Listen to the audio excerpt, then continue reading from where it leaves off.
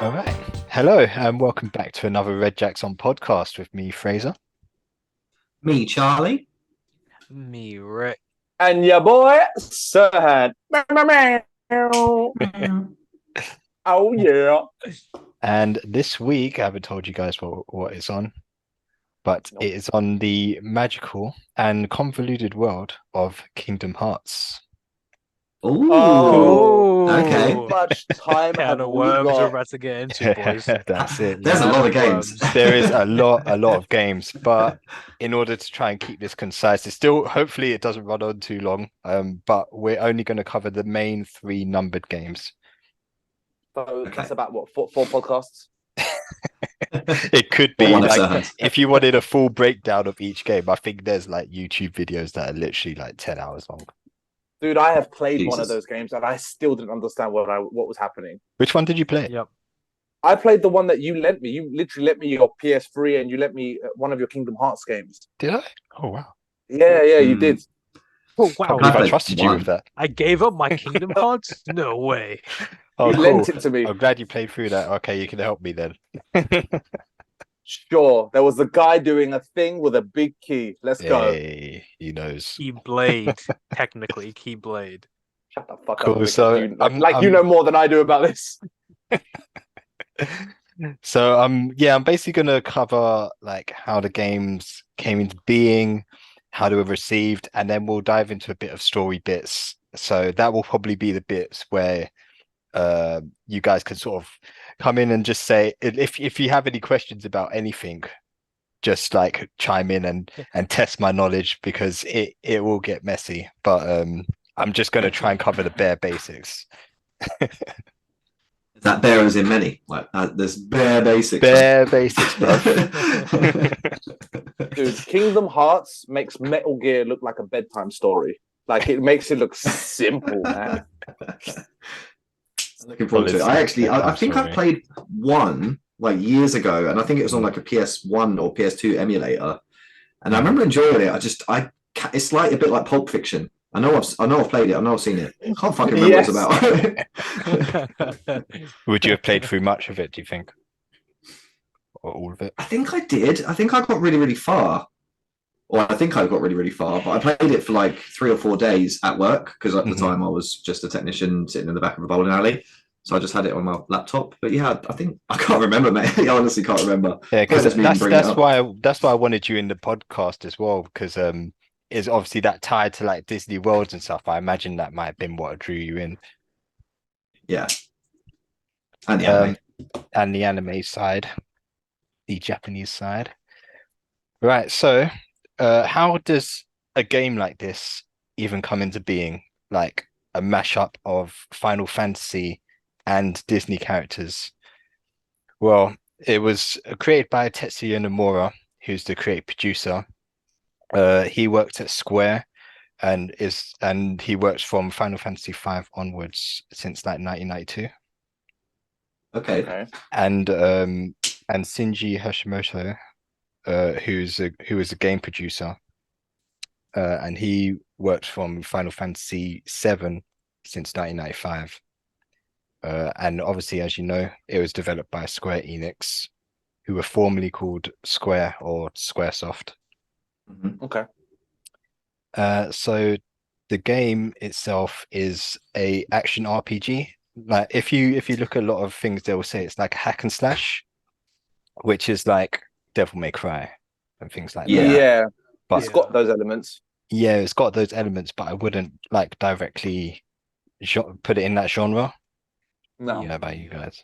Yeah. No. But yeah. I think it kind of coined the action RPG kind of genre because obviously up until that point everything was turn-based if it came out of Japan, really. I remember them turn-based games. They were so fucking frustrating. Some of them were really good, and some of them were just awful. Yeah, like if you played any Final Fantasy up until that point, it's kind of jarring as well. Yeah. But across the entire series, there's actually 13 games across multiple What? platforms. Yeah, including the Game Boy Advance, the DS, the 3DS, mobile, and PSP, as well as Are they obviously all PS2 and all that.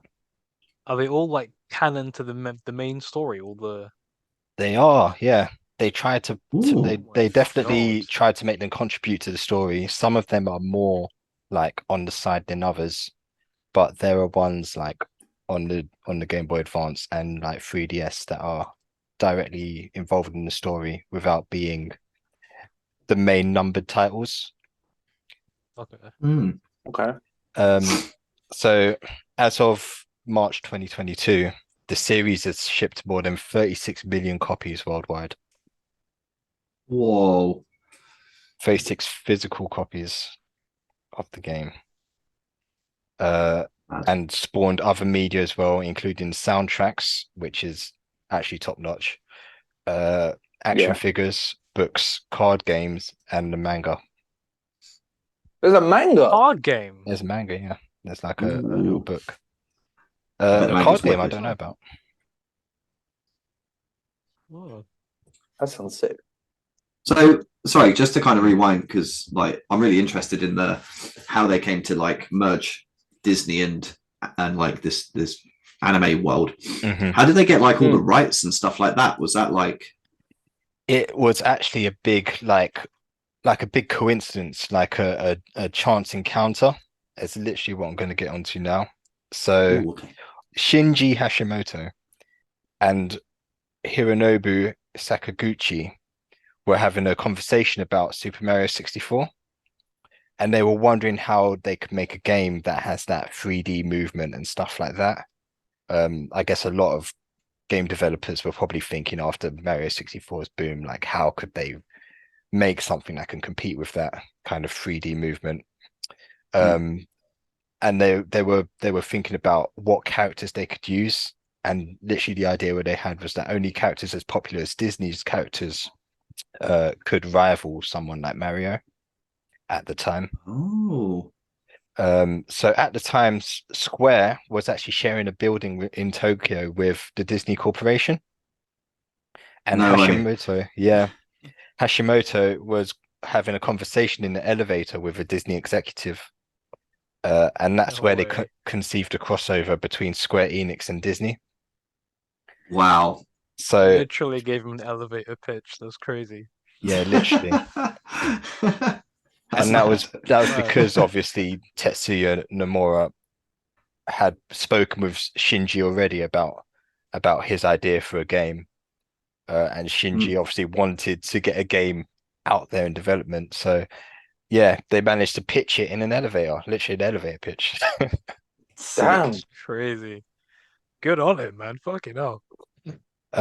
It wasn't like a straightforward ride either. Like obviously with Disney and their properties, they're going to want things to be precise and top notch. I think it was a lot easier back then. We'll get onto that later.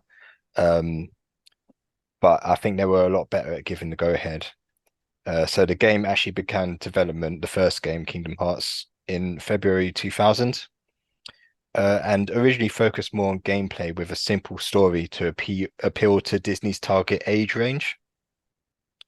Nomura began to develop the story further when Sakaguchi told Nomura the game would be a failure if it didn't aim to the same standards as Final Fantasy. So as in Well, getting more complex and in-depth kind of thing like that. right. Just just to go back, because you said that Mhm. they wanted to make it a simple story for Disney's fan base. Yeah. Because I played number one and I still have no fucking idea what was Yeah. going Yeah, on, I what the imagine actual story was about.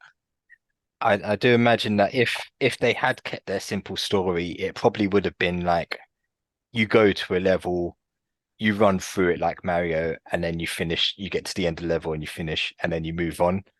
But Yeah. Okay. that was when Sakaguchi was like, this game needs to be like more complex. It needs to have a like a in-depth story. It needs to be deep, Okay.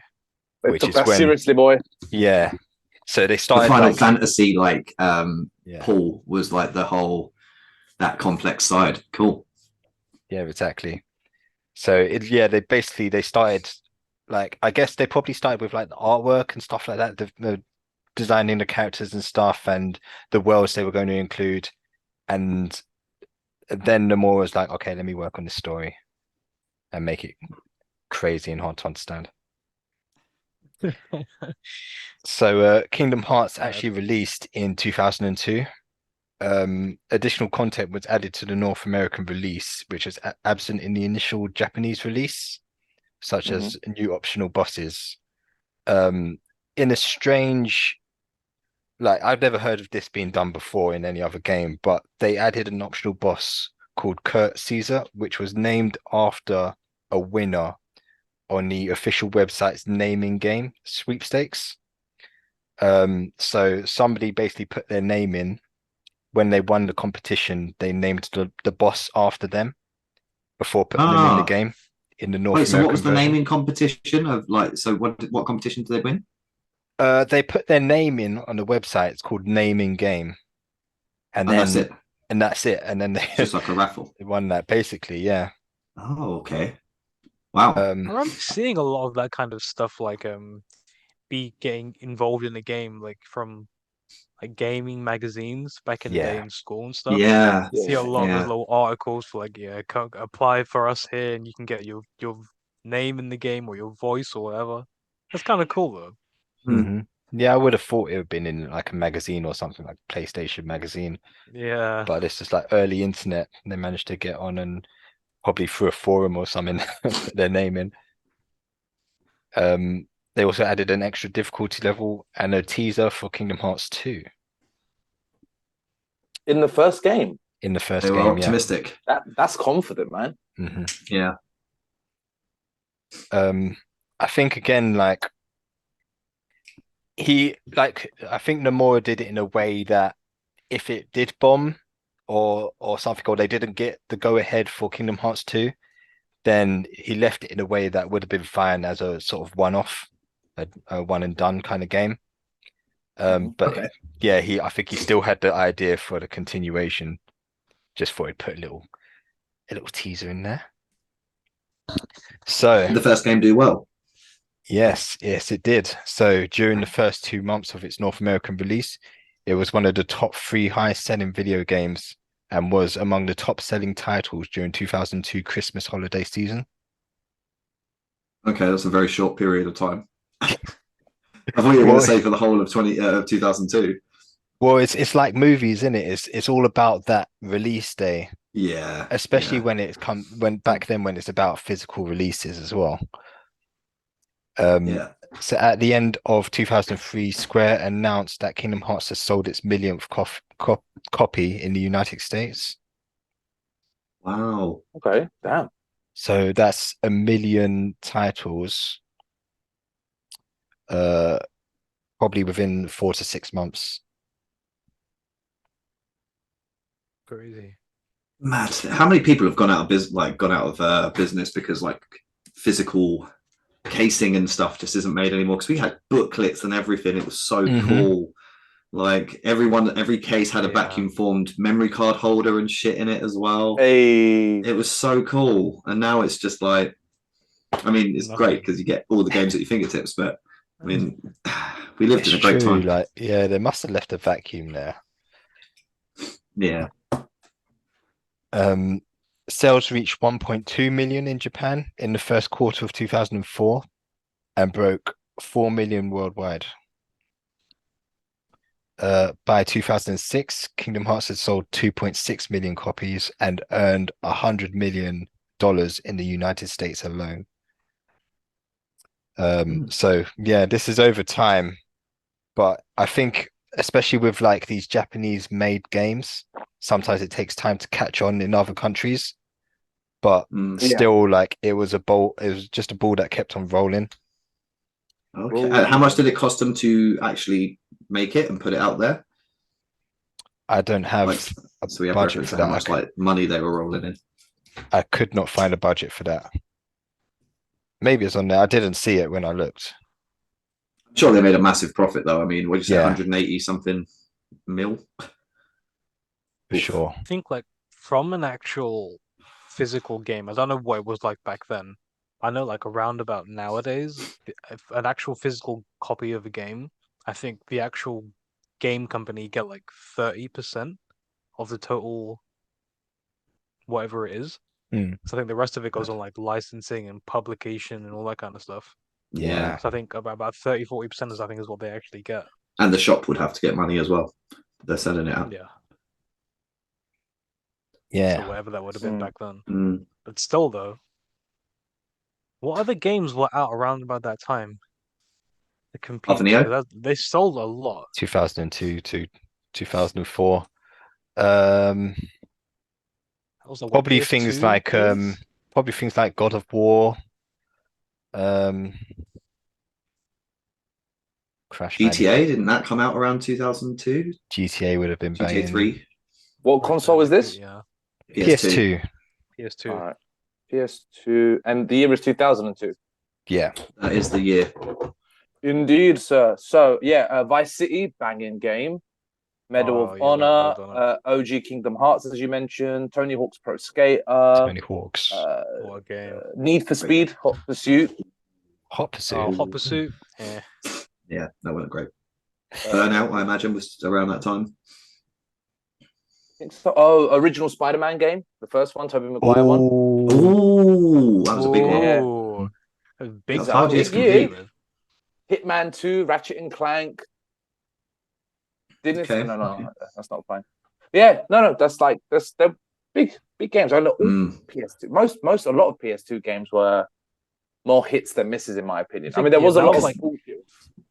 like the golden era of games, right? Like there was always a new game coming out like every other week. And it was Yeah. always like a banger of a game, and there was so many different consoles to pick Mhm. from. It was just Mhm. handheld stuff, Pokemon. It was just rotten choice. It was just crazy. Yeah. all of those games were rolling series as well. I don't know if that was the first Tony Mhm. Hawk's, but yeah, to get established in the gaming industry back then was like a pretty big deal, wasn't it? Hmm. Yeah. And they then got to- they, Tony Hawk's was PS1, wasn't it? Yeah, Yeah. this is saying But this even is Tony further. Hawk's Pro Skater 4. This is Yeah. the fourth one. Oh, number Yeah, I 4. think 1, 2, and 3 were all on PS1. hmm Maybe And 3 was on PS2. and just remember that Kingdom Hearts was one of the top 3 selling video games in 2002. That's mad. Dude, That is dude. crazy. So That's crazy. for number 1, 21 years ago. yes, Oh my God. it's crazy. Okay, cool. So the actual critical response for Kingdom Hearts is between like 8 and 9 out of 10 from sources such as Metacritic, Eurogamer, and IGN. So yeah, University scored fairly highly. So now we're going to get to the messy part where we touch on the story. With the time that we got, I'll do this first introduction part, and then basically the rest of it is kind of like, it's actually a quiz. So I'll get you guys will be getting points. Ooh, is this Okay. multiple choices Right, or is two this just questions. us? 2 questions before we begin. Yeah. Mhm. What does the winner get? Black and white Awesome. rights. Okay, good. Okay. Dragon rights. All right, Yeah. fine. For Kingdom And Hearts, second yeah, I'll question. take that. The second question was I didn't have a second question. Oh, I have a second question. Are we taking notes and learning from what you're about to tell us, or do we already have to know? Because I don't know anything about Kingdom Hearts. It's really, not- so- basically it's the Disney World's quiz. So what I'm going to do is I'm going to tell you the name of the world that comes next, like the next level. But the name of Okay. the level isn't the title of the Disney product. You got to tell me what Disney product it comes from. Right. Okay. Oh, so so if it's you like say, Scare like- Floor, Monsters Inc. Cool. Some of them are easy, some of them are not so Right, that's straightforward. pretty cool, actually, Praise. That's Okay. pretty cool. Okay, yeah, I like yeah, that. okay. Alright, There's let's more go. I'm ready. knowledge in with it. Cool, cool, cool. And we'll do it. How did I think of doing it? The first person to say. First person Ooh. to put their choice in will get 3 points, and then the second person will get 2, and then the third person will get 1. Oh, so okay. So we can all jump Fastest in, and then finger. you tell us at the end. okay. Okay. Yeah. Cool. Cool. So Are we gonna shout the answer, or can I just be like me, and then you pick me? Like I just want to define the rules of this shit. That's a good question. actually, I like that way better. Yeah, put your hand up to buzz. Shout Me, your motherfucker! way Can in. I do this? Can I raise my hand? I might not see it. No, I'm not doing that on my phone. Oh. Fuck that. Yeah. No. Fine. It does move you, but I might not see And it. it moves you. Yeah, that's Yeah. weird. Yeah, it puts you as the first person. Okay, cool. Me, Yeah, it is. buzz in, and if you get it right, you get a point. If you don't get it right, the next person gets to buzz in. Cool. Buzz. Cool. So the story begins with Sora, Rika, and Kairi playing on the beach as childhood friends on the Destiny Islands. One day, darkness in the form of the sentient Heartless, which are the main bad guys of the game, swallows their home. In the process, the mythical Keyblade chooses Sora to wield it, and the three of them are split up. Sora awakens in Traverse Town and meets Donald Duck, who is the court wizard of Disney Castle, and Goofy, who is captain of the Royal Guard of Disney Castle. So that's why they're there basically. And they were sent by the King Mickey, to find the key. Okay. I got questions already. Save them to the end. Okay. Seeing that Sora wields the Keyblade, the three then stick together to find Sora's friends and seal the world's keyholes to protect them from the Heartless. So that's their whole deal. Keyholes. So, questions, guys, go for it. What is Kingdom Hearts? No. Go That is for a the good Keyblade. question. That is a good question. Keyblade? Question mark? Question mark. Keyblade? Question mark. Yeah. Where was it? What was it doing? Why does it exist? Is there a reason? Good shout. Good call. It's it's one of these things that's explained in a side game. Keyblades are just kind of like magical weapons. There's more than one. The one that Sora wields is the Keyblade of the Realm of Light. And coincidentally, the one that Mickey gets is the Keyblade of Darkness, the World of Darkness. Okay. And yeah, there are many Keyblades. There were many Keyblade wielders. How they get their Keyblades, I'm not 100% sure. I've Googled it, and all it says is the Keyblades choose their own masters. Yeah. I think it's a bit of like a Harry Potter wand moment. You can Okay. also be chosen by another Keyblade wielder to wield a Keyblade. Okay. That's also a thing that happens. Okay. Okay. Okay. Keyholes. Why are they there? What are they doing? So Yeah, they're keyholes are doors. used in many different ways. In Get out this of my game, keyhole. in this game, and another thing to touch on is like hearts, the whole hearts thing. So what happens when a person loses their heart? They become a heartless. Like their heart, when their heart goes to darkness, it becomes a heartless. Okay. And heartless are seeking out more hearts. And worlds themselves, they have hearts, but they are locked behind keyholes, which is what Sora and Donald and Goofy end up looking for in each world. Right. In Kingdom Hearts Okay. 2, it's a bit different. Keyholes are kind of used as gateways to get between worlds. Okay. So Yeah. that's like a whole different thing. I do want to ask, and this will be a question for later on as we go through the games, and you'll probably mention it, but I remember playing, because I was Googling as you were talking, like, I played like 1.5 remix, and I know there's a 2.5 remix, and I'm like, these aren't DLC, these are legit in the sort of chronological order of the game. So you don't need to go into it now. I'm just throwing that out there because you say I will go into it later. Cool, I will come on to that after the quiz. Yes. Because there's a whole thing about how the games have been re-released and everything. Quiz away. One other thing, just to touch on. So the actual kind of interworld itself. So each world is kind of like an island, and then it's just kind of like floating out in space kind of thing. Okay. And the way you get to each world, you have what's called a gummy ship. It's all one word, apparently. it's made from blocks that come from the barriers that protect the worlds or something. So that's why it can fly through space. But yeah, you get like a little Star Fox section each time you go to. Hey, that's sick. Nice. I thought about the gummy ship too. You said about the flying through space and everything. I was like, oh yeah, it's like a whole little mini game just to get to another planet. It's weird, isn't it? It's basically like they programmed a game within a game, and it's like I do. they kind of used to do that a lot back then. Now you take it for granted. Yeah.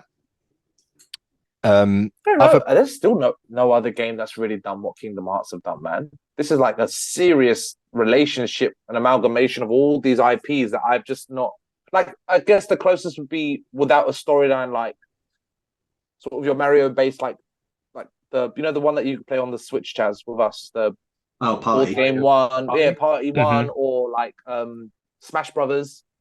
Yeah, That's it. yeah. Smash Bros is that's And probably Smash Bros is big as well. It is, Yeah. yeah. There's literally very rare occasions of anything kind of like this happening. But some other products, Disney products that are in Kingdom Hearts that don't technically get their own worlds or own sort of kind of like story beats. You got Merlin from the Sword and Stone, nice. 101 Dalmatians, Yep. Sleeping Beauty, Cinderella. Characters from across Final Fantasy 7, 8, 9, and 10. DuckTales. Yeah, there is. Nice. So like what's that? Huey, Dewey, and Louie.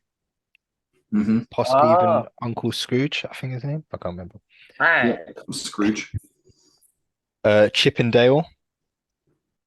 Oh, I love Chippendale. Fantasia. And Beauty and the cool. Beast.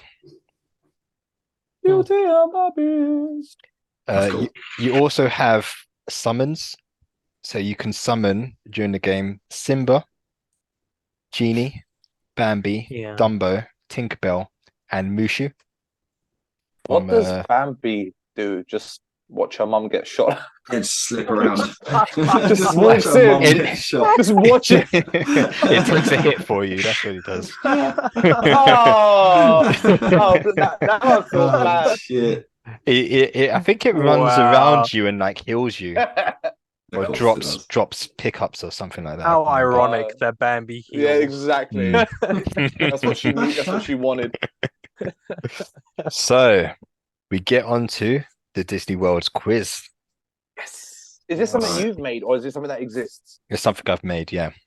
Good man. GG. So what I've done is basically also to help us get through the story. So once we guess the world, I'll tell you a little bit about what happens there, and then we can move on. This is sick. All right. Cool. So the first one should be really easy. All right. You ready? I'm waiting. I'm ready. I'm gonna smack my phone so hard. Don't. Wonderland. Me, Alice in Wonderland. Yeah, he's done it. Goodbye. Shout out. I might not see you. Otherwise, you might as well I press thought the we thing. had to buzz in, and I thought you were going to go, okay. So No, we Don't went have a through this. It's noise. the Fine. We're just calling it out. We're just calling it out. Okay. Shit. Sorry, I got really excited. I'm really sorry. But Can I still say Alice in Wonderland as the second place? Fuck. For No, 2 no, points? No, we're not doing that anymore. I got the point. I got the point. Just quickly. So in Wonderland, it's obviously Alice in Wonderland. It follows an abridged version of the Disney film, and you see that a lot in Kingdom Hearts as well. They kind of get chucked into the movie, and they kind of like follow an abridged movie. It kind of feels like you've been put into the film, and you get to play for it, which is kind of cool. Okay. So literally, Sora, Donald, and Goofy are dumped into Wonderland down the rabbit hole, and are looking around for the keyhole. They go up against the Queen of Hearts to save Alice and eliminate the Heartless from that world. So that's another thing as well. The Heartless kind of pop up. Sometimes they influence the bad guy of that world. But you end up sort of going around and then fighting a sort of a big boss, Heartless, that probably takes on the kind of same theme as that world. And then okay. So is it a bit like Smash Bros in the way of like you're trying to get back these people who have been taken over by the dark No, side. you literally you don't know who might have become a heartless, but you smack the heartless, they die, and the heart floats away. Oh, and they die. Pretty much, yeah. Are they Oh, like? shit. They become like a shadow version of themselves? It's I think it also depends on the strength of the person as well, supposedly. Okay. So if you're just a normal person, you become a heartless, you just become any sort of grunt heartless. But a stronger heartless will retain more features of the person, or will just become a Right. bigger kind of monster. And it's So always does the it- villain. It's not the genie or anything Yeah, like that. that's what I was gonna say. Does it make a good guy into a bad guy? Can it do that? It could do that, but no, not necessarily. It's Okay. kind of hard to explain. It's easier to explain in Kingdom Hearts 2. So when we get to Okay. that, it expands on it a little Okay. bit more. Okay. Cool. Nice one, guys. So All right, next one. the next one, I'm ready. Olympus Coliseum. Hercules. Oh fuck! Come on. Shit. No, that was me. Come on. What? That was No. me. No. That was me. Frazer, who lies. was it? Frazer, who's your Come best on, friend? Fraze. Who was it? Come on, It was Fraze. really hard to tell. I think it was I said it. Yes, I think we it should do it was me. again. I heard Hercules, Rick say yes. after. But Favoritism. Favoritism. instead of shouting the answer, just shout like me or Serhan or something like that. Okay, Alright, I'm like gonna what I shout was my own doing. name out. All right. But shout. Fine, I'll shout my own name out. All So right, this yeah, time, are you I'll actually going to say, okay, it was this person? yeah, let Frazer Okay. choose. Let Frazer choose. All right, do what I just we'll did shout something, and then Frazer will say, "You go." I heard you first because the connection Alright. will be different. But Mhm. Rikesh, I genuinely heard me first. You did. Come You from only hear you. your face. I only hear me because my voice is faster than the internet. All right. So Olympus Coliseum, not much to say about it. It serves as a tournament level, where Sora takes on challenges to become recognized as a true hero. Of course. You've got Phil there as well. Sick. I don't know if he's actually voiced by Danny DeVito, but it just definitely sounds like it. And it also features Cloud Strife and Sephiroth from Final Fantasy VII. Oh, okay, cool. How do they get there? So the way it seems, so Traverse Town, which is where they started, is the world where people end up after their worlds have been destroyed. So Destiny Islands was destroyed, so Sora ended up there. And there's also a bunch of other Final Fantasy characters there. So you kind of get the gist that their worlds were destroyed, or they might even say that it was. Right, okay. Okay. But they're not exactly the same Final Fantasy characters as the ones from their games. They're like that character, but taken out and lives in the Kingdom Hearts world kind of thing, if you know what I mean. Like alt reality. Like a variant. Yeah, like a variant, exactly. Variant. Yeah. Okay. Cool. So, next one, you ready? All right, so we're saying our names and that's it. Yeah. If you shout your names, Okay. it's the easiest, but you can shout like oi or whatever, I don't know, whatever Okay. comes out your mouth. Okay. Deep Jungle. Me. Chaz. Me. Come on. It was both Come of you on. guys actually at the same time. Rick. Hold on. Say it again. Rick. Rick. It was Rick. both Rick and Serhan at the same time. All right. Rock, paper, Rock, scissors. paper, Stop scissors. saying it. All right, ready? Let's go. One, paper, 2, Scissors. 3.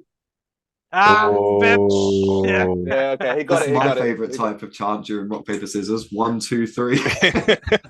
What do you say now? I don't know. Say rock, paper, fucking scissors, mate. Sound right. It doesn't feel right. It's Look, Ricochet- Tarzan, Fraser. To answer the question, Hey, it's Tarzan. Man. Yeah, boy. Give me them Say points. Jungle Book, and then I thought, what would be the point in Jungle I Book? thought that one Having might be fucking difficult. Mowgli running around.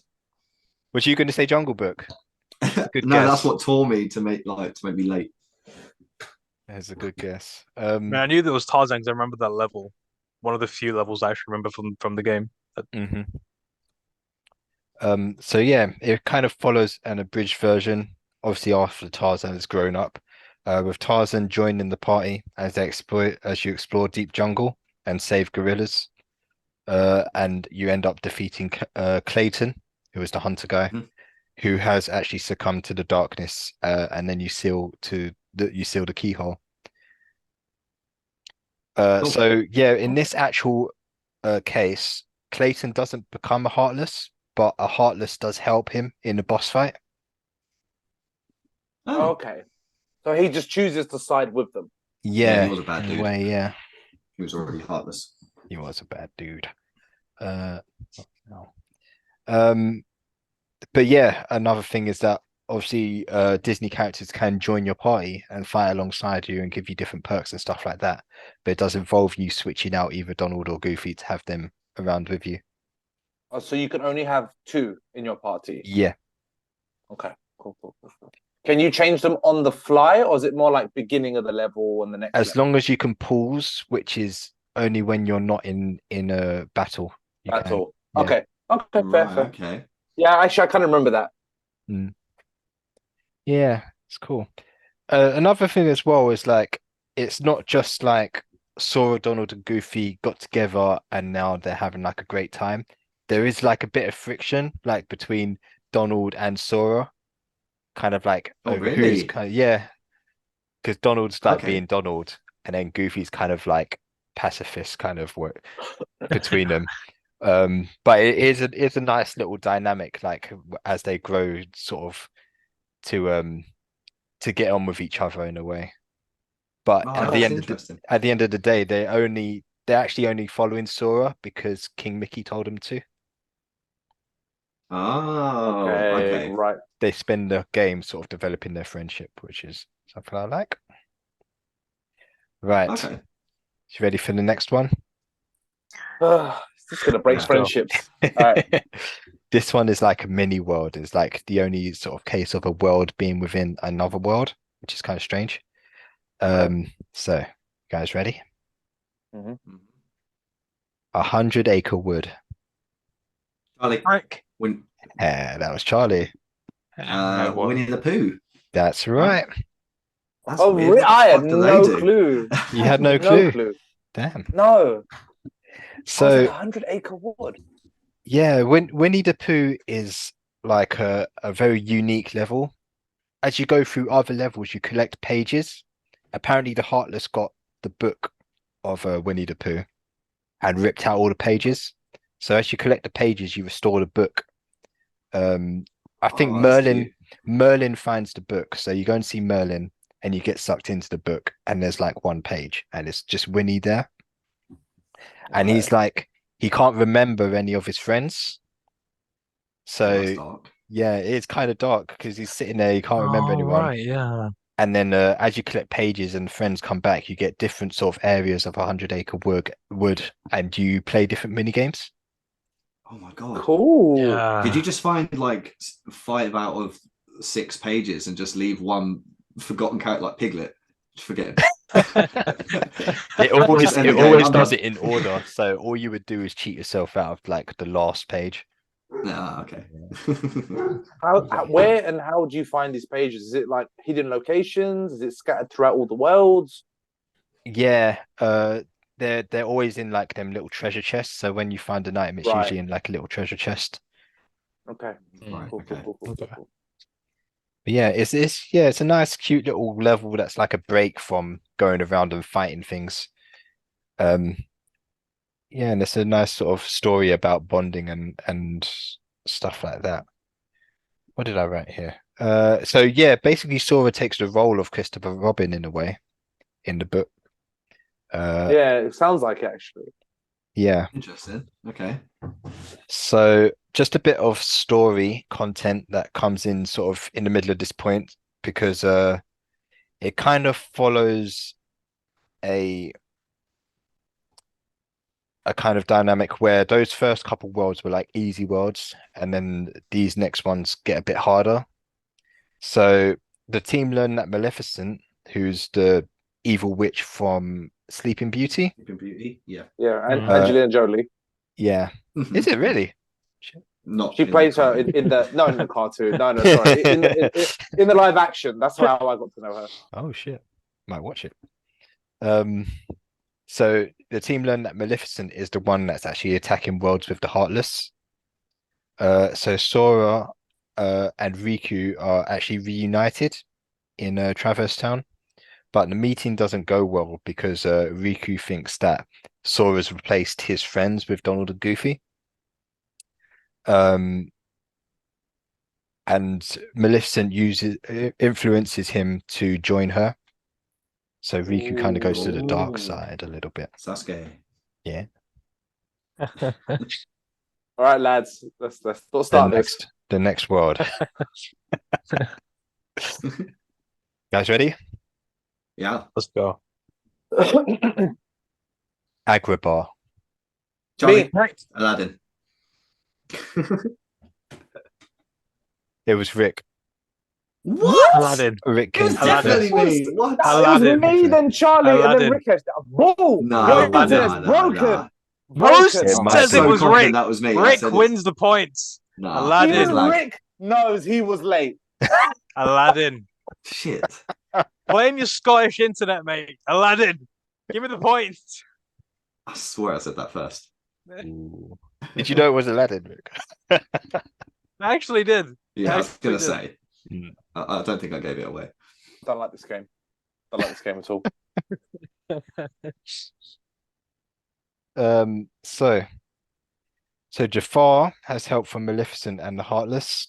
They have a little coalition going on in a way. Like you got Jafar and Maleficent and a couple of others. Sounds about right.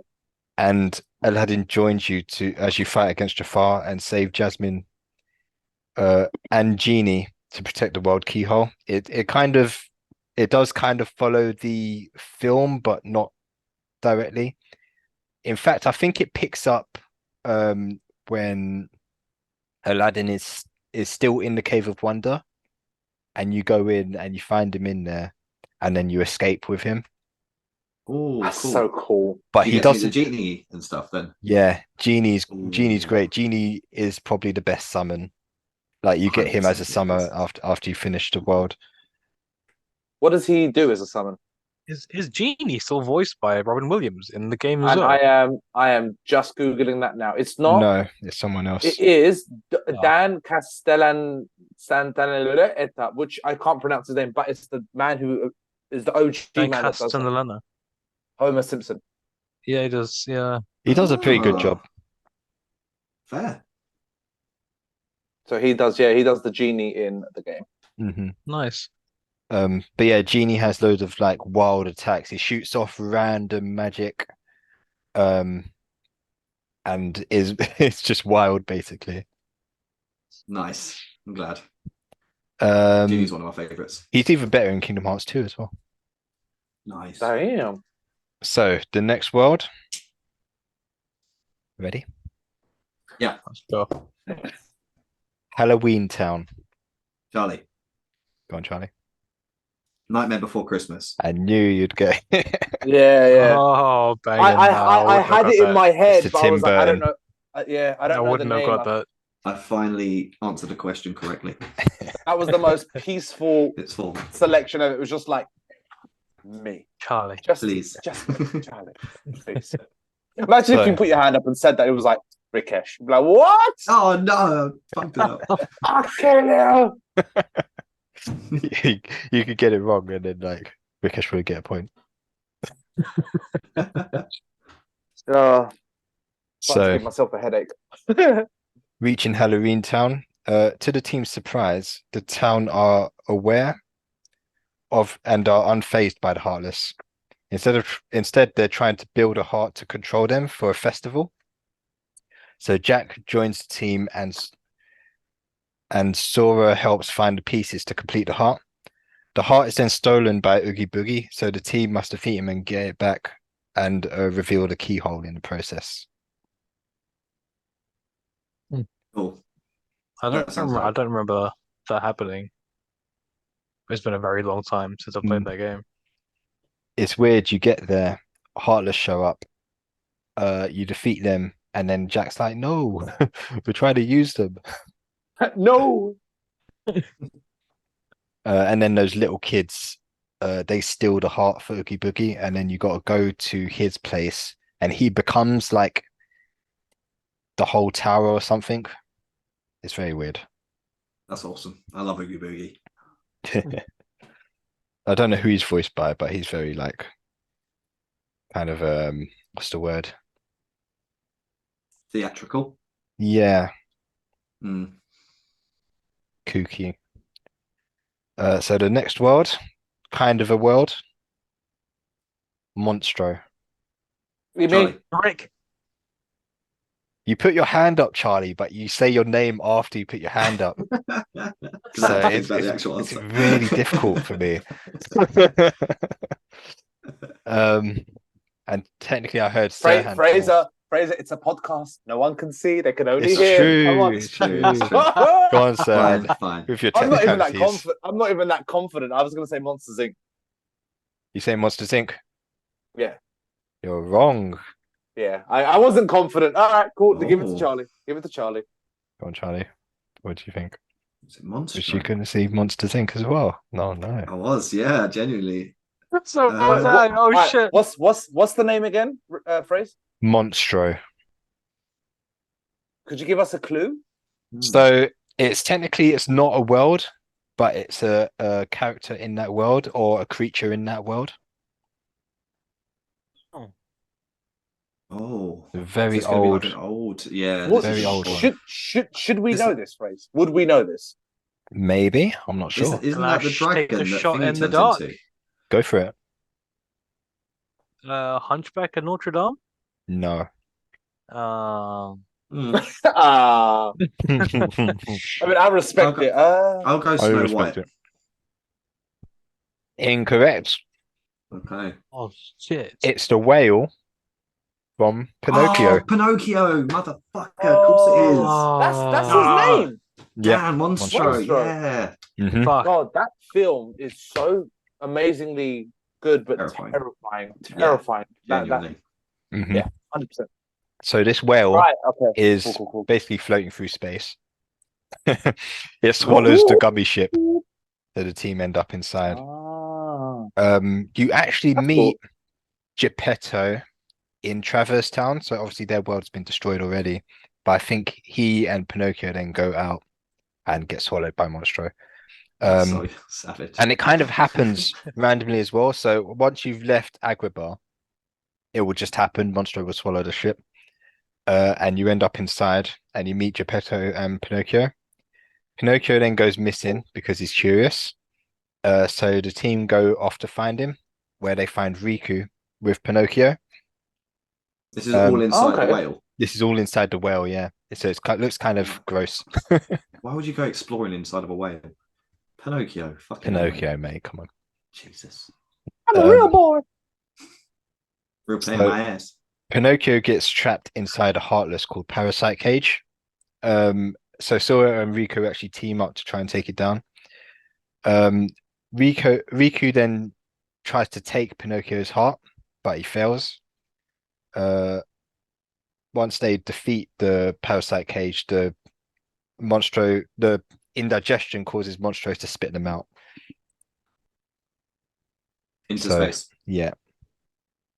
Well, in their ship and everything. So this is after the fight and Right. everything. They return Pinocchio to Geppetto Right. and they get spat out. So yeah, that's the gist of it. You get to see Riku again, and he's misbehaving. Yeah, he's genuinely trying to steal a little wooden boy's heart. Mhm. Not the smartest move. I mean, like, he's not a real boy, I'm guessing. Literally like the scene from Iron Man with Loki, just like tink on his chest. Yeah, that's like, true. oh, this little wooden boy doesn't have a heart. Oh shit. So the next stage. Ready? Shout out when you know the Let's answer. Atlantica. Charlie, Me. That was Charlie. gotta be Atlantis, right? Well, what's the Disney product? Oh, Remember- okay. So Little Mermaid. Yeah, go. Damn it! Damn it! I knew you knew what it was. I mean, I meant Atlantis, the film. Oh, did you? Okay, it's cool. It's cool. It's Oh, cool. I didn't know I'll take Little Is that Mermaid. one Disney? Yeah, I can't really give you that point. yeah, it's already happened, mate. Rick? It's already happened. This happened. No. No, Hold no. on. Don't say Rick. Who did? Who? Rick, Forget that. Rick. Who did Frazer For here fuck's second? sake. Second, you Did both you guys came in actually at the know it same was Little time. Mermaid? Because neither of you said it. Yeah, the only underwater is either look when someone says Atlantis to me. If it's Disney, it's Little Mermaid. Otherwise, it's Aquaman, and it can't be him. So you don't think of the film Atlantis? No. Actually, don't Atlantis Bro. and is it Lost Planet or something? Lost Planet, yeah. Or Lost Treasure or something? It's Treasure Planet. Treasure Planet. Treasure Another Planet. great Those are the film. two. Those are the two great films that just don't get spoken about. Yeah. Yeah, it's true. But Sucks. are they actually? Oh, they're not Disney? in. They're both 100% Disney. Are you sure? 100%. They're just. All right, They're just. what Did you Treasure know what that Planet was, Rick? Fucking amazing. I actually did know what that was. I remember that there was a Little Mermaid level. I was waiting for that to come up, and I heard That's anything to the- do with water, the and I was only- like, "This is fucking my time to shine." And my honesty. Okay. I'll give you Okay, both so a point for Treasure- that then. Treasure Planet is Disney, and Treasure Planet is featured in Kingdom Hearts 3. Oh, Is it? I don't think. Oh, I don't think It's it been is. plagued by time paradoxes triggered by Master Xehanort's search. What? Where are you reading that from? Google. Hmm. So I was like, yeah, that makes sense. If Fraser's like, Hmm. no, that does Well, not compute. We'll see. We'll see about that later. So when you reach Okay. Atlantica, Donald's magic is used to transform you into underwater forms, so they can breathe and move around underwater and not just Sweet, drown like a straight away. shark or like just a bubble around them. Sora gets like a dolphin kind of fin, so he looks more like a merman. And Goofy becomes like a sea turtle, and Donald has like octopus legs. Okay. Huh. Interesting. Fun. They meet Ariel, who invites them to the palace to ask King Triton about what King Triton what to do about the Heartless, but King Triton dismisses them straight away. It's later revealed that Triton knows they're not from that world, and tells them to leave. When Ariel and Triton fall out, Ariel is approached by Ursula, who tricks Ariel into obtaining Triton's trident. So she then attacks Triton with this trident. So the team chase her down and fight her to reclaim it. Following the battle, Triton allows them to access the keyhole and seal it. Right. Cool. I think that's basically what he was trying to protect all along, the world keyhole, and also protect Ariel from the outside world. So he was being a bit of a dick. Okay. Yeah. But once he got shot, Remember he that learned boss from his fight wounds. being a bitch to get through? I think you might have actually done that boss fight for me, I think. I don't know. I don't think I'd volunteer to play that world. The whole world is a bit of a against bitch. Ursula? It's also against her little. She's got like little eels Eels, yeah. that Oh, the electric. swim Yeah, I around and remember bite them. you. They're really Her annoying. little minions. Yeah, They have It names. was an Can't remember. annoying fight. but you literally kill them. Jetson. Flotsam and Jetsam. That's it. That's it, yeah. Yeah, you literally like kill them. Dick. So the next one, the last one. Oh, big boy Ooh, points. okay. should be Double pretty points, easy. Fraser. Double points. Come on. Okay. I want 2 points for this. Oh, he Actually, I agreed. don't know. No, do you know what? I'm not doing double points. Oh, There's more. he There's more de-escalated. quizzes down the line, so Okay. there's more points in it. So last world is Neverland. Charlie. Me. Ooh, Charlie. What? Peter Pan. This is bullshit. This is bullshit. I'm I hearing thought it there like would be 2 a seconds tie, after me. but I literally, yeah, it was literally like milliseconds. Go on, Charlie. Oh, I said Peter Pan. Oh, you said it, yeah. Peter Pan. So God damn. It's a strange, it's a strange world. You don't actually you're not actually really in Neverland. You're just on Hook's ship. And that's where you find out that Riku has Kairi's lifeless body aboard Hook's ship, and that Maleficent granted Riku the power to control the Heartless. He leaves Sora, Donald, and Goofy captured by Captain Hook, but meet Peter Pan and free themselves. Riku escapes with Kairi and leaves Hook to fight Sora. And then following that battle, they return to the clock tower, which is basically in London, where they reveal the world keyhole and seal it. Oh, what in Big Ben? Yeah, I think so. It's not Big Ben. It's based on Queen on the Elizabeth Elizabeth II Tower. Indeed. And that is it for the Disney worlds. I don't know if you guys want to be spoiled for like the end game and the ending. Yeah. It does get a bit Yeah, more convoluted. Go for it, man. I haven't actually That was even, really good. I haven't even written anything for it. But I'll riff. So at this point, you get introduced to the final world, which is called Hollow Bastion, which is where the big bad is. And he's trying to, his name is Ansem. He's trying to open what's called Kingdom Hearts. And to do this, he needs the 7 Princesses of Heart, of which one of them is Kairi. He's got the rest of them in tubes, which is like Cinderella, Snow White, Sleeping Beauty, Alice, Jasmine, and another one. Can't remember. Oh, so sort of the Disney princesses. Yeah, the Nice. Disney princesses, as Right, well as Kairi. Okay. But the reason that Kairi's body is lifeless is because her heart's gone missing. And you kind of see it at the very beginning of the game when the Destiny Islands get eaten by darkness. Sora sees Kairi and she sort of flies towards him, and he tries to grab her, but she just phases through him. And that's like the last time you see her up until like this end part of the game. But it's revealed once you get to like the end of that level that Kairi's heart is inside Sora the whole time. Oh. And also at the same time, Riku was being possessed by Ansem. So he goes like he goes full evil. He goes full darkness. And he has a weapon. It's kind of a keyblade. Apparently it's not really a keyblade, but it's one that can release people's hearts. So you fight Riku, you beat him. He gets fully taken over. So instead of being Riku, he actually just becomes Ansem, and he disappears into the realm of darkness. Sora then turns the Keyblade on himself and releases Kairi's heart, which also releases his heart at the same time. So Kairi gets restored, but Sora then turns into a Heartless.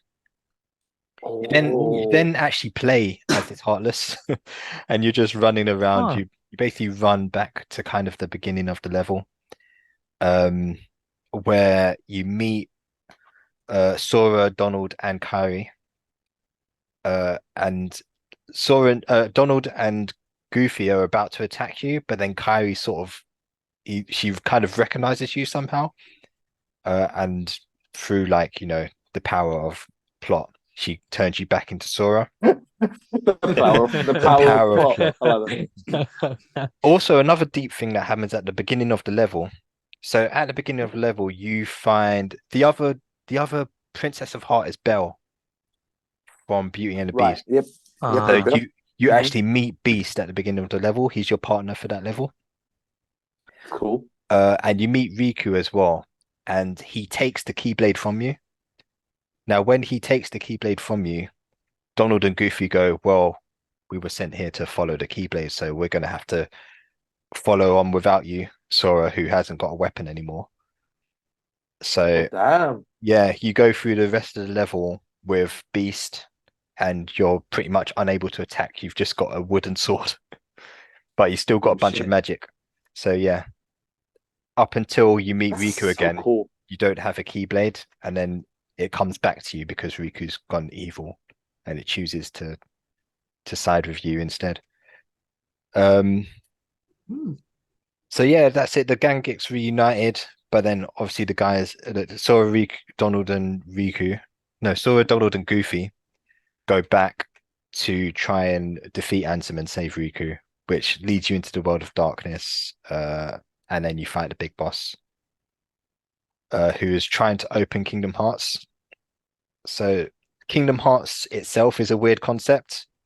It's kind of like a barrier or like a gateway to kind of like between like good and evil or light and darkness and like the afterlife in a way. It's kind of weird. So once you beat Ansem, he's like, I'm going to open Kingdom Hearts and it's going to release loads of darkness. But Sora's like, no, actually, it's going to release light. And it releases light, which evaporates Ansem somehow. And then it's literally like a big door. So this door opens, and on the other side, you get to see your first ever view of Mickey. Mickey, I Yeah. remember this. Oh. You remember that bit? Oh, hey boys, well done. I think he literally goes like, "Oh, let's close this door for good." Oh, fuck you. And also Riku in his original form is there as well. So he's like, "You close the door from that side, I'll close the door from this side." So Oh, okay. So he's on the good side again. Yeah. He's come back. yeah, Cool. but he steals himself away with Mickey in the realm of darkness. Kyrie's there too. Oh no, I know why Kyrie's there. So once they do that, the worlds that were destroyed get restored. So as the Destiny Islands is being restored, Sora sees Kyrie, and he says to Kyrie, "I'm gonna go and find Riku now. So you wait on the islands, and we'll come back." And that's kind of how it ends. Oh, okay. Nice. That's fair. They're still separated. It's pretty nice ending. It's such a good game, man. It's Mm. such a good concept, so well executed. But the gameplay style for me as a gamer just like confused and eluded me. Like I really tried for the mechanics to grasp me and me to grasp it, Mhm. and I just could not Mm. for the life of me get it. Like It is I a think tough I one. always had to think about what I was pressing and doing more than what I could enjoy what was happening. That's Yeah, fair. the That's fair. learning curve to get to grips with it is kind of steep. But I think it's one of those games that once you kind of get used to it, it's kind of just it's set, like most kind of Yeah. games, and most of it kind of turns into muscle memory. But I remember when the game came out, it looked like kind of like a childish game until you actually played it, and it was No. nothing close. Yeah. Mhm. I bet there were a lot of kids, especially in the Western world, who bought Kingdom Hearts thinking, "Oh, a Disney game where I get to play with Donald and Goofy and Mickey," and then they jumped in and just became like anime serious. Gotta get in the zone sometimes. This game as well, like it has some parts, like especially in Tarzan's world, where it wants you to do platforming, and it doesn't Yeah. control all that well as a platformer, and it's just it can be a bit of a nightmare sometimes. But the combat, even in its like in this kind of like primitive state, is pretty cool. Like if I was gonna if I was going to recommend for somebody to get into the series, I would say like, yeah, play Kingdom Hearts 1. It's like a wholesome time. Yeah, If it you want a sounds like really it. good one to play, it's Kingdom Hearts 2. Is it? Obviously, we're talking about the first game, so this might be a premature question, but Hmm. Frazer, obviously, this is like your thing, right? Between the lads, Kingdom Hearts is definitely your category, hence why you're hosting. What introduced you into it? Like, was it the Disney side? Was it the Final Fantasy? Was it a friend or family that like bought it for you? I really don't remember. That's a really good question. Because I never really owned my own PS2. It was my little brother's PS2. Um, maybe did I play? Maybe I got a taste of Kingdom Hearts 2 because I definitely remember having the case for that. Was it on GameCube at all? No, Hmm. Sony only for a while. Sony only. But yeah, no, I'm not sure. I am not sure. Um, I probably had some friends who played it or dabbled in it. But yeah, I guess it just hooked me from on first sight. Okay. Yeah, that's fine. I was just always curious. And I like those kind of convoluted stories as well. Like they kind of make Yeah. you think and interpret kind of for yourself as well. Mm. So just to cap this off so we can move on. The re-releases. So an expanded re-release of the game featuring new and additional content was called Kingdom Hearts Final Mix and released exclusively in Japan in December 2002. So literally straight away, they added Nice. more items, cutscenes, enemies, and a new secret boss. Cool. It was later remastered in high definition and released globally as part of Kingdom Hearts HD 1.5 Remix Collection, Yeah, boy, that's what I played. which was the one on the PlayStation 3, and that was in Yes. March 2013. So a whole 11 years later. Whoa. Yeah. The game was later ported and released as part of the bundled Kingdom Hearts HD 1.5 and 2.5 Remix Collection for the PlayStation 4 in 2017 and Xbox Right. One in 2020 and on So PC in 2021. that's wow, that's those re-releases must say a lot about the Crazy. caliber of the games. Mm. Mhm. Is 2.5 is what 1.5 is to number one, if that makes Yes. sense. So like Yes. okay, so 2.5 is basically just almost like that sort of extra bundle DLC. But it's also like a collection. Like if you remember the one that I lent to you, it had yes, Kingdom the Hearts metal 1 case. and it also had another game in there called Kingdom Hearts Rechain of Memories. And then Yes. it had something else as well. It had like a cutscene type thing. Hey everyone, we're just taking a moment here to let you know some more details about the podcast and the direction we're going. We wanted to let you know that we now have a Gmail account where we would love to hear from you, connect to you, and get to know you all just a little bit better.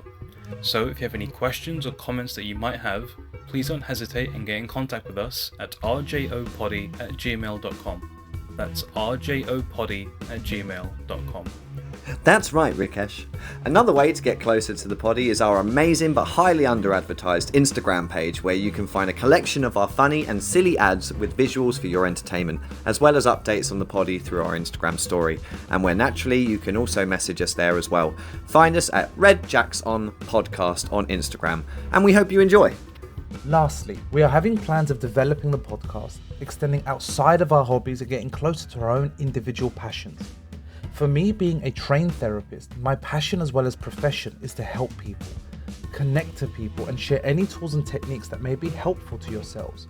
And so, to bring the podcast and therapy world that little bit closer, I'm planning on creating an additional Agony Uncle style podcast to the Red Jackson family, where you can send us any mild to moderate issues and challenges you or someone you know may need any advice or guidance on, where myself, as well as the boys and any special guests, can help and advise you and delve deeper into the therapy world.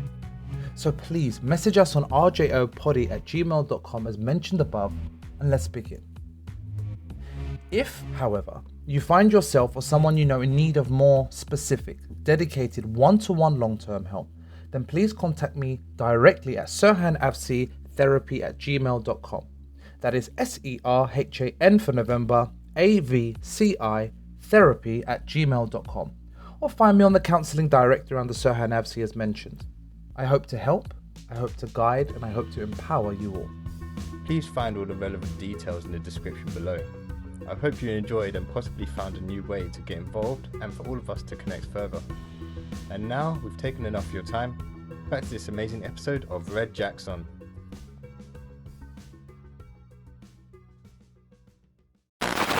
Cool.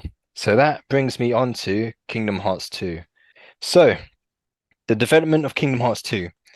Hashimoto has stated that the new features in Kingdom Hearts 2 were the results of the success of the first game and Disney's increased trust in Square Enix to pull off an excellent product. So, they got that backing.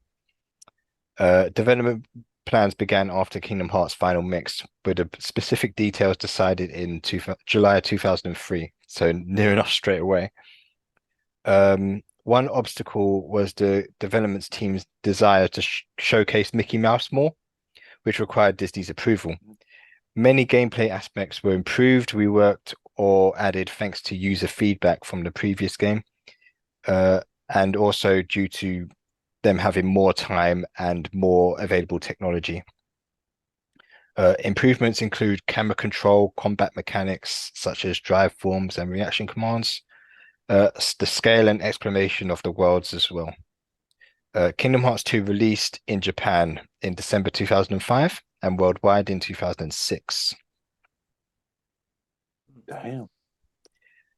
So it received generally positive reviews with remarks made about the decreased difficulty, but also the much needed quality of life improvements. Scores are between 8.5 and 9 out of 10. Yeah.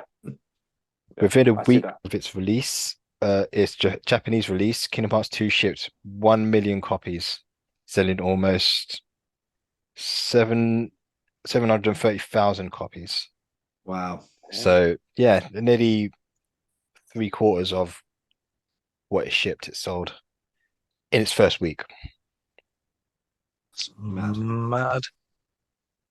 The MPD Group reported that Kingdom Hearts 2 was the highest selling console game in North America during March 2006, with 614,000 copies sold. In the month after its release in North America, Kingdom Hearts 2 sold an estimated 1 million copies. And by You're right. Damn. yeah, it was flying off the shelves. So by the end of 2006, over 3.5 million copies of Kingdom Hearts 2 had been shipped, with 700,000 in the PAL regions. So that's UK and Australia, I believe. And 1.1 million in Japan and 1.7 million in North America. Damn, dude, people really love this game. Mm-hmm. I always knew that Kingdom Hearts was one of those big franchises that everyone loved. It's just not really my kind of thing, but I didn't know it was like that big. It did those high numbers in like space of what, a couple months. Mm-hmm. It's insane. I think that like Kingdom Hearts 1 kind of almost made its way as like a cult classic, but then Yeah. because they actually managed to improve with Kingdom Hearts 2 without sacrificing anything at all, really, I think it drawed back that fan base as well as that ball rolling with word of mouth and things like that, Yeah. and it actually being a fucking good game. Yeah. Yeah. Looking online, that seems to be the consensus that it's one of the best, or at least one of the main favorites from the series. And I think it's number one already sounded like a very unique, comforting, like experience, and the story seems quite solid.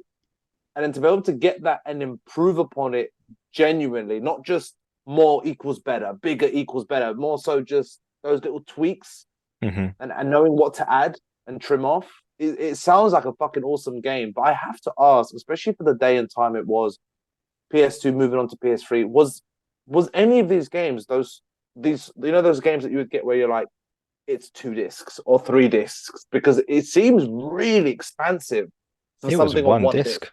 Yeah, One disc, man. it was That's one just disc. mad. Yeah, I actually have no idea how they did that. There is even one scene where they literally, it's kind of like the whole Matrix thing with the this Agent Smith fight where there's loads of them, the Burly Brawl or whatever they called it. They Oh. use some kind of technique to get a kind of fight like that in the game as well. And I Yeah. really don't know how it fits all onto that disc, tell you. That is crazy. I mean, So, it wasn't like super mega detailed, right? PS2, like it would have been a relatively like smaller compressed thing, but still It's- like crazy. do you remember like ever seeing any kind of cutscene from Final Fantasy or like anything done by Square Enix and seeing it and Yep. thinking, whoa, Whoa. this looks Yes. smooth as Yeah. fuck. Like only Square Enix could have produced shit like that. So it does Mm. bring that kind of thing across with its cutscenes. And then like with the graphics and stuff, it's really hard to say with old games because we have those kind of rose tinted glasses, right? Like when I think Yeah. about playing in Nintendo 64 on a CRT, it still looks perfect in my eyes. But I know it was blocky as hell. But I think it did well with the graphics that it had for sure. Crazy it could render it all and like keep up. PS2 was that console, and again, moving on to PS3, but PS2 is definitely that console that you had that sort of PS1 very blocky vibe, and then like something I remember like Prince of Persia or even Final Fantasy, and having those that sort of considered to be quite smooth. It had these extremes of games that was very nostalgic, like 64 style, but also very like, oh, this is the future. This is where it's kind of going. And I always remember Kingdom Hearts kind of being slightly in between that. Like you said, there were cutscenes where you're like, that's smooth as hell, like Final Fantasy style. And then there was, you know, the blockiness of their body shape, even Sora a little bit, a tiny bit, being more like the OG Final Fantasy style sort of thing. So it always played that line. But that's why I was just curious if no matter how blocky something is, there's such a longevity of content and stuff in this game. I'm like, one disc is that's surprising, man. That is still kind of insane. Yeah. As well as when it comes to like enemy types and different characters and stuff like that, usually games will be recycling loads of assets just to fit it in. And it doesn't really do that all the time. True. So we will start with the story and move on to the second part of the quiz. Yeah, boy. Let's You are go. all tied at 3 points. Oh, damn. Yeah. Okay. I mean, in my mind, I was winning because I spoke first. But yeah, no problem. No worries. So, a year has passed since the first game. Roxas awakens in his room in Twilight Town during the final days of summer break. While he and his friends try to make the most of this, it is interrupted by a series of unusual events. It is revealed that this Twilight Town is a digital version, and Roxas is trapped by a character called Diz in order to merge him with a sleeping Sora, as he is his other half. Oh. Okay. Roxas returns to Sora, and Sora, Donald, and Goofy awaken in the real Twilight Town. They meet Mickey and Yen Sid, who is the wizard from Fantasia, and sets out on a journey across new worlds. Ooh, that's an interesting cast and setup already. So who was the kid at the beginning? Sorry, that was actually Roxas. Sora. Right, and that was actually Sora. Right. Okay. Cool. So Okay. Roxas. Okay, I'm looking at it now. Take the X away. Roas. Oh, Sora, it's Reshuffle the Sora. letters. Sora. Ah, right. I get it. Oh, Mm-hmm. clever. Oh, So this is where, like we were talking about Heartless before, and what happens and stuff like that when you become a Heartless. So the X come from this organization called Organization 13, and they are what's called nobodies. So it turns out what happens when you lose your heart, you also leave an empty body behind, and that becomes a nobody. So you have a Heartless and a nobody. That happens when somebody separates. So what happened when Sora released his heart to release Kyrie's heart? He created Roxas. Okay. Somewhere else, somehow. Okay. And he became a Heartless. Right. So does that mean that every being that becomes a Heartless then must have a nobody somewhere? That's right. Okay, cool. I'm puzzling it together. All right. Right. Okay. Also a lot of, like you have a lot of Heartless grunt enemies. You also in this game get a lot of nobody grunt enemies. So are the nobodies, they sound more like neutral characters? Are they necessarily good or bad, or is it just more to do with who they were as a person? They've got some bad motives, but technically, so the whole thing about them is that they don't have emotion because they don't have hearts. Right. So they go about Okay. not having emotions, but you do see signs of them developing emotions, which is a weird thing. Okay, Huh. cool, So cool, cool, what cool, do cool. the 13 do with the nobodies? Do they influence them in some way? Do they take them and They control them. The create? strongest nobodies control the other nobodies. So the organization 13 are controlling all the nobodies, and they don't particularly want to do anything with them because it's just their army. They want hearts in order to create Kingdom Hearts.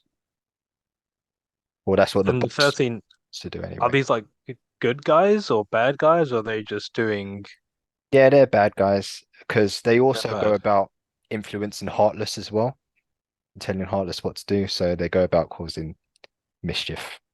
Okay. But surely creating Kingdom Hearts is a good thing. It depends on who wants to control it. Oh, right. It Oh, also okay. depends on, Control it.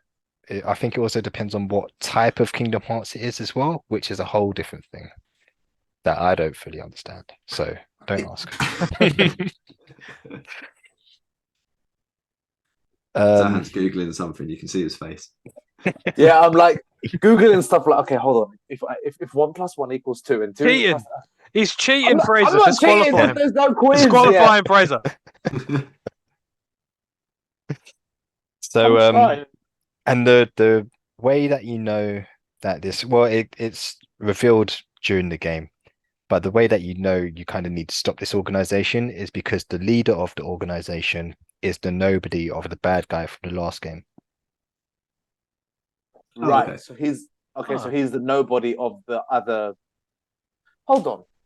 But you And said that that's- in the last game, the main bad guy wasn't a Heartless. He just aligned with them. He was a Heartless. He was a Heartless. No, you said Clayton. That was Clayton I was talking about Clayton that time.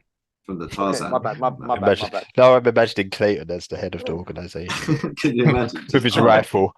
This one guy. I'll shoot any motherfucker. Shoot any motherfucker. That's the main thing. Did you guys want to know about the whole 1 year later gap? What happened? It's a whole Yeah. game. It's a whole game In about game or real life 1 year later. in game. Oh, in game. Yeah, go jump, man. If it's part of the story, jump.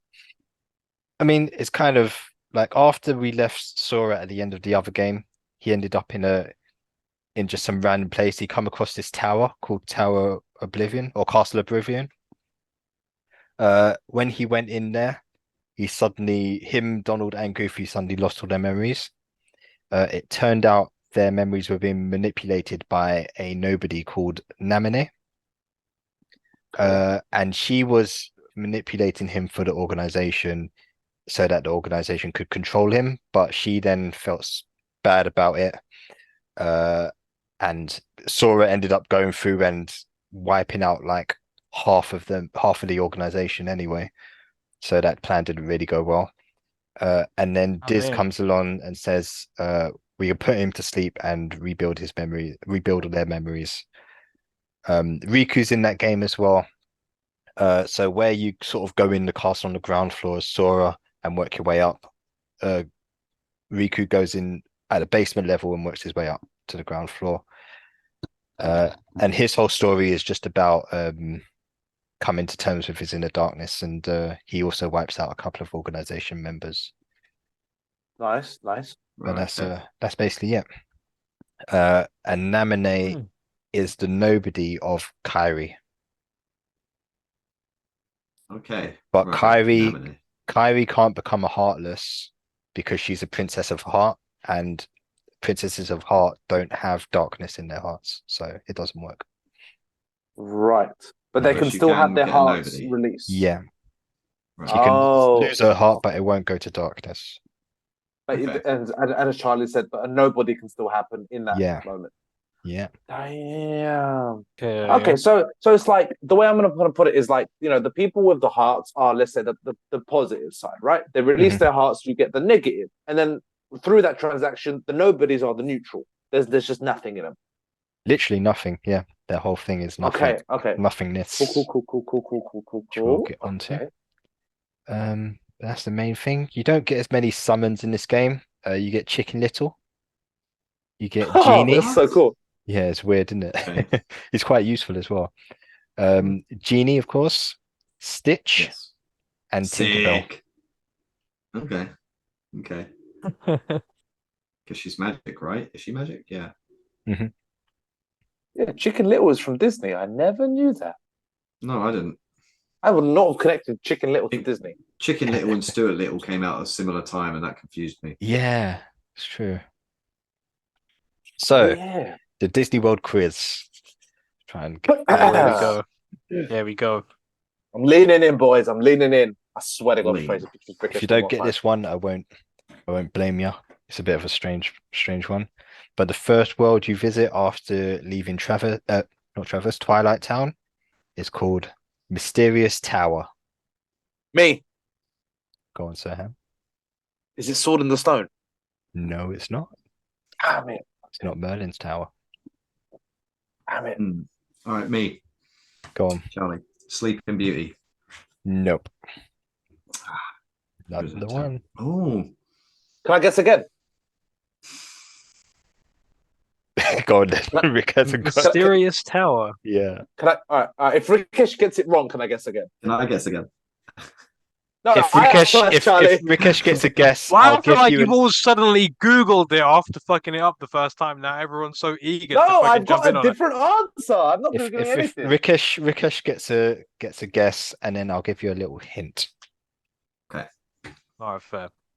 Mysterious Tower. I'm gonna say Mulan. No. That was shit. That was Oh. a terrible guess. That was a Get out. terrible guess. I don't know what. There's Terrible. no What tower. What So- tower? There's a towers in Mysterious Mulan. Tower is owned by a wizard that I mentioned not too long ago. No, I still would have. Now my guess. Fantasia. Hey, he's got it. Oh, Has he wow. actually got it? Oh Yeah. damn! Yep, so it's Yen Sid's tower. You meet Mickey, he tells you to go meet Yen Sid. You also, outside the tower, you meet Pete. If you remember Pete, he's from like Mickey Mouse cartoons. Oh, supposedly. the one And who looks like Goofy, Goofy yeah. but fat. Yeah. Yeah.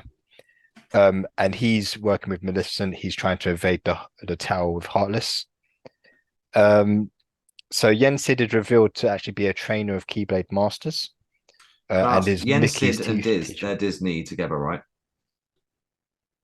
Yeah, Hence- Sid is Disney backwards. Disney Backwards. Yeah. Yeah. Okay. Yeah, Diz, knew I they don't were- know. I don't know why it's called Diz. These Actually, nuts. he's waiting for the setup. He was too early for it. But yeah, Yen Sid is Mickey Mouse's teacher. So Right. Sora's been asleep for a year. He's grown a little bit. He's still wearing his old clothes. So he gives Sora, Donald, and Goofy new clothes, and he informs them about nobodies in the organization and shit that's going on. So they return to their gummy ship and they set on a path to find Riku and fight the nobodies. These So- nobodies. Yeah, When I googled them, they just remind me of like the Akatsuki. they're kind of the Akatsuki of Kingdom Hearts. Yeah. Yeah, cool. Okay. So the next world, guys, ready? Yeah. Land of Dragons. Charlie, Rick. Charlie's got it. what year did this come out? This game, 2003. Okay. Pete's Dragon. I don't know Yeah, what that is. Rick. Go on, Rick. Mulan. It is Mulan. Oh, really? Oh, that makes Land of sense. Dragons. He finally Let's got fucking it. go. He finally Yeah, got okay, it. fair. Let's fucking go. I was like, what film Yeah. has a dragon in it? Yeah, it's a good point. Okay, yeah, you know what, Rick, you deserve that. You had Mulan on the brain. It's a bit strange because it's literally China, but it's not China. It's Disney's China. Yes, Disney's China, literally, innit? So it does follow the abridged version of the Mulan film. Sora, Donald, and Goofy join Mulan, who is what's his name? Pip or something, or Ping or something. King? I think it is Eddie Murphy's character. No, no. Mushu is the character, yeah, but Oh, it's yeah. Oh, the the it's the soldier. dragon. Yeah, as she's trying to pretend to be a dude, right? I think his name is Pink. Oh, yeah. yes, Yeah. yes, yes, yes, yes, yes, yes, yes, yes. And they meet Mushu, and the cool thing is, like, Mushu was a summon in the last game.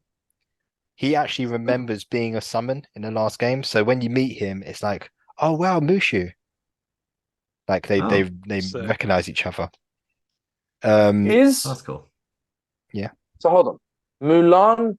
So this is where they call Disney stereotype kind of breaks, because a Disney princess is usually not always the protagonist, it's the person that the prince or the man or the dude saves. So Mulan is both in the sense that, is she a Disney princess? I know in the Disney world she is, but in the game is she considered it, because then She's can't not be turned considered a princess of heart. If that's into... Right, that's what I'm asking. Yeah. Cool. The seven Right. princesses of heart are still the same Still seven the same people.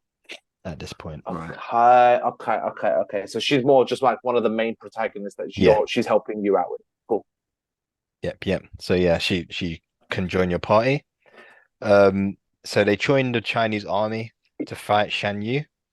This time around, Sora unlocks the keyholes that serve as passageways to other worlds. So you're not going through these worlds looking for keyholes. You just, at the end of the world, you unlock the next world. And the whole thing is just about sort of beating the bad guy and get to the end. Okay.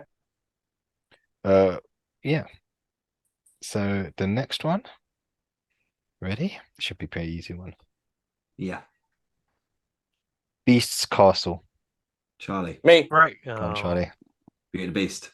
Beauty and the Beast. That's it. Beauty and the Beast. So you arrive at Beast Castle, and the trio learn from Belle that Beast has become very withdrawn and has locked all the servants in the dungeon. An organization member, Zaldin, has been feeding him lies and making him paranoid in an attempt to turn him into a Heartless. Bringing Beast to his senses, the team go to save Belle from a Heartless left by Zaldin before opening the portal to the next world. Okay. Cool. Fun. Who can you summon in that one? Huh? Who can you summon in that one? Beast joins your team eventually. Okay.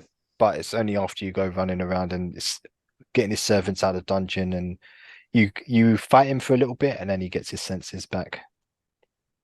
Okay. Because he's being really protective about his rose, and he thinks Belle's trying to steal it or some shit. He's just going. It sounds like he's going through some like really paranoid, like going acid through trip. some Like, shit. whoa, don't take my rose, man. Don't take my rose. Raw, bitch, raw. Please calm down, calm down. That's pretty much how it goes, yeah. So the next one is a tricky one. I wouldn't even really know how to name the Disney products, actually. So no points for this one. Let's see if you can get it. So it's called Timeless River. Pocahontas. Go on, Sam. It's not Pocahontas. No, I think There's I've no got points this wrong. anyway. I was gonna say Alice in Wonderland again, but I don't think that's right. No. Timeless. The repeated worlds I've left out. I'll list the repeated worlds at the end. Timeless World. Timeless River. Timeless River. It's in black and white. Oh. Is it the OG Mickey Mouse like cartoon when he's like whistling on the tugboat sort of thing? Charlie. That's it, yeah. Steamboat Willie. Steamboat Willie. damn. That's the one. Willie, yeah, okay. Yeah, it's a Team pretty effort, cool team world. effort. Yeah, it is I a know you said no points, but me and Charlie still kind of worked our way half and half. Can you at least just take a point away from Rickish? I second that. He didn't help at all in that. I'm just saying. Oh, wow. I'm gonna give me and Charlie a point each. Or take Oh, Rickish now out all of a equation. sudden it's a team game. All of a sudden, is that what we're doing? No, We're it was a switching difficult off question. Okay, you're right. It's not a team game, but Rikesh wasn't a team player. It's like Hunger Games. We team up Yeah. until the end, and we turn on each other. It's gonna end up like Yeah, Squid exactly Games. What Same are we shit. doing to Yeah. Frazer's quiz? Do you know what? I actually have an interesting a little side note for Steamboat Willie. Oh yeah. So do you know Disney have kind of like lobbied with with like lawmakers, lawyers and shit to change laws since like 1907 so that they could always keep the copyright of Mickey Mouse. Like, so basically they've changed laws like several times throughout the last 100 years because there was only like a 75-year limit Yeah, I've before heard a of product becomes like free Public to domain. use, like Okay. public domain. And they've changed the laws several times. Like they've lobbied with like politicians and stuff to change laws to keep Mickey. But in January 2024, so like next month, Yes, up it's going to be again. the first time that in history they lose him. Like Oh, they've not changed it. But They've not tried to lobby surely with he's going to be politicians. worth so much that nobody will buy that IP. Is that how it works? No, he's just public domain. So Public now domain, yeah. you can Crazy. use You him can make T-shirts in out of it anything. Yeah, exactly. and not get sued. Yeah. Damn. Yeah, just an interesting little side note. Was, 3 circles, man. 3 circles, a mouth, and some eyes. And it's just Yeah. like an Yeah. Nice to industry. know Disney's using all that power to just change the laws to keep Yeah. their fucking An mascot. animated mouse. This is the theirs most for the powerful they've last ever 100 been, and they've years. decided not to because I don't think Mickey Mouse is worth the however many billions they're worth nowadays. Yeah. So, Yeah. He's not putting out new content. yeah. It's old news. Die with war. Oh. Oh, what are you trying to say, boy? Oh, you want to go? But yeah, this is a pretty cool world because it goes in black and white.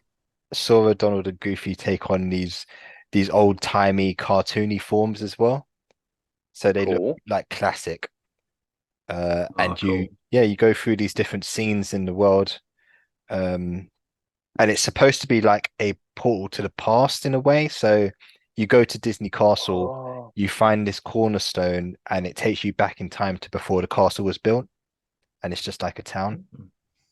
That's cool. And basically Pete's in there causing trouble. So yeah, and there's That is old Pete and there's present day Pete. So you kind of try to get between them.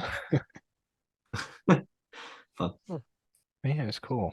Yeah, I'm looking at images now, and you can see they've gone all OG, like even the like Steamboat Willie style, Mickey, and everyone's animation style. Man, this game sounds so fucking cool. I must Mhm. admit, Mm. It's a cool level. so much attention to detail. Right. Guys Yep. ready? Yeah. Port Royal. What Royale? Rick, Go on, Rick. Pirates of the Caribbean? Oh, he unconfidently got it. Oh, Yeah, Yes. it's Disney. It's Disney. Of Of course, course, yeah. Disney. Let's Yeah. go. Son of a Nice. gun. Get him Okay, out of so you here, like Jack man. Sparrow Because in I this answered that shit. first, Yeah. Yes. the other two should lose all their points.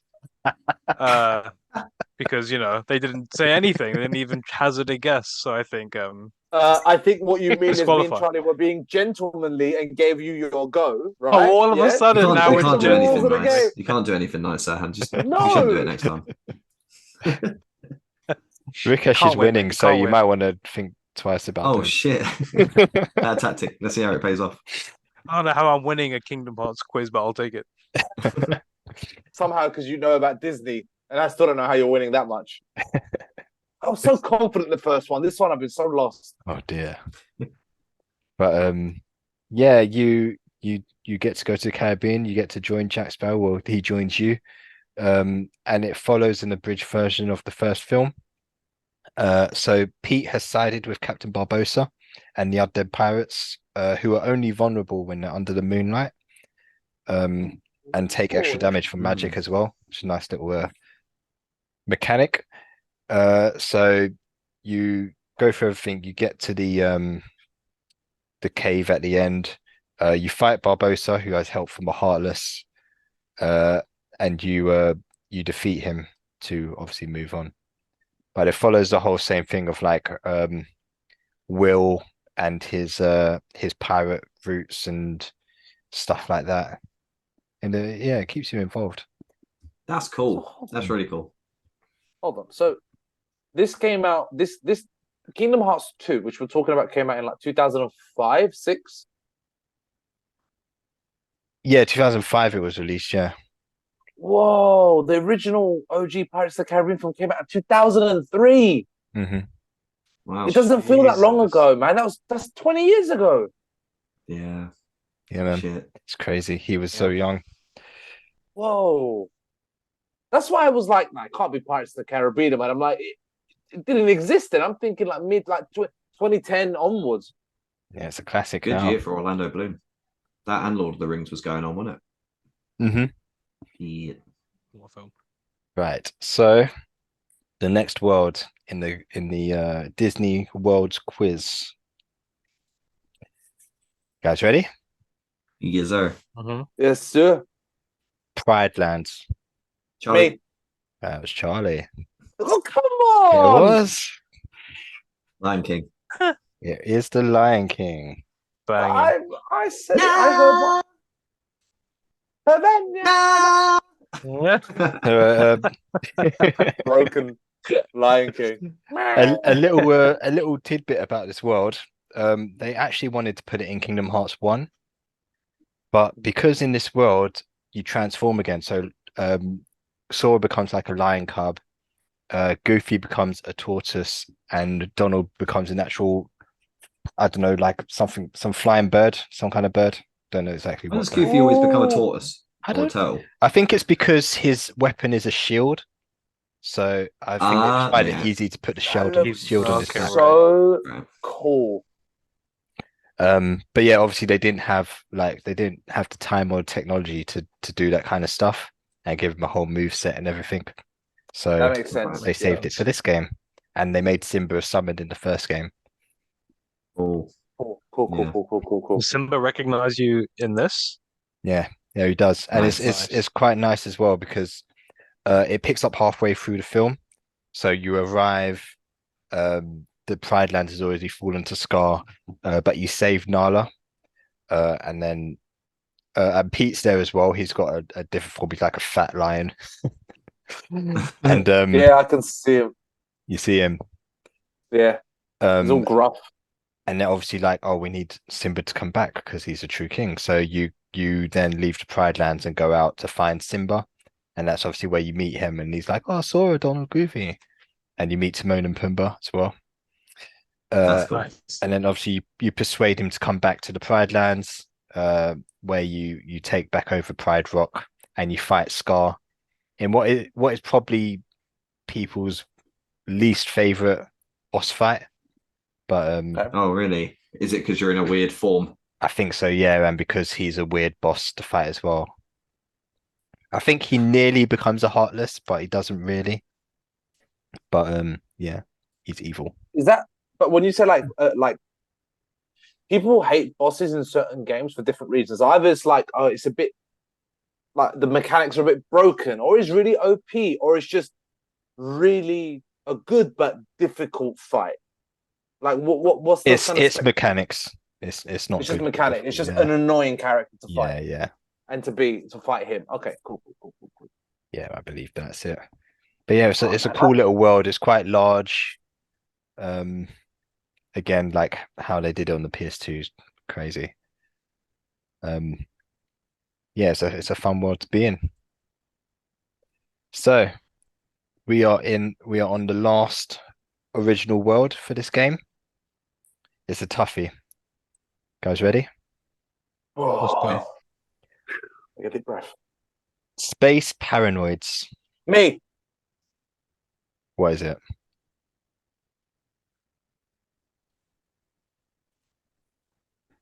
Is it? You don't know. Shut up! I wanted to get there first. Disqualification. Not disqualification. Fine. I'm just gonna throw it out there. Is it Monsters Inc? It's not Monsters Inc. No, I didn't think it was. Damn it.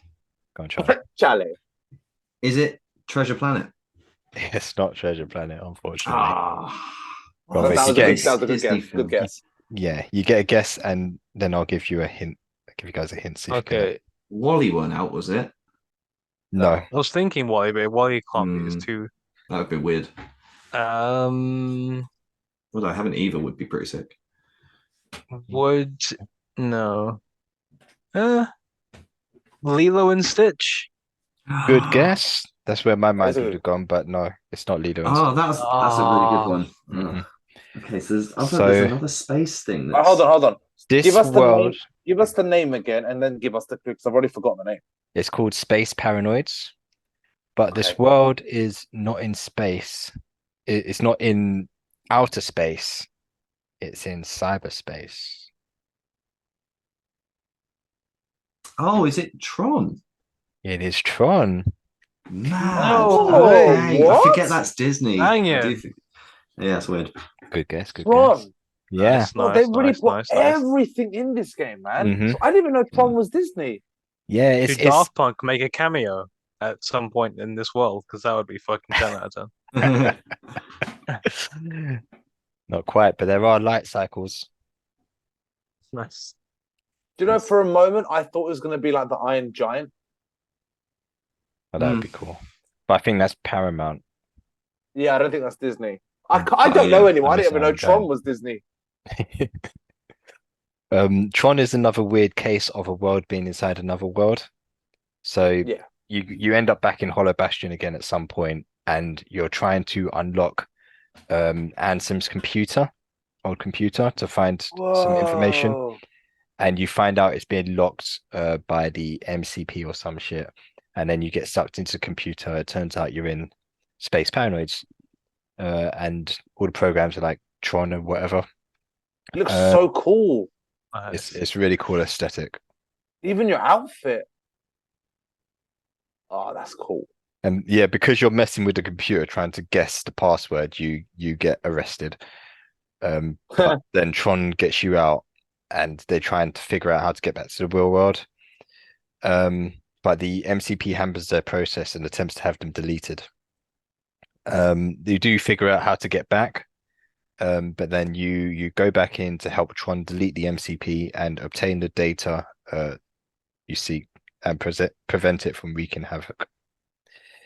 So it's yeah, they want to figure out how to access the door to darkness or something like that.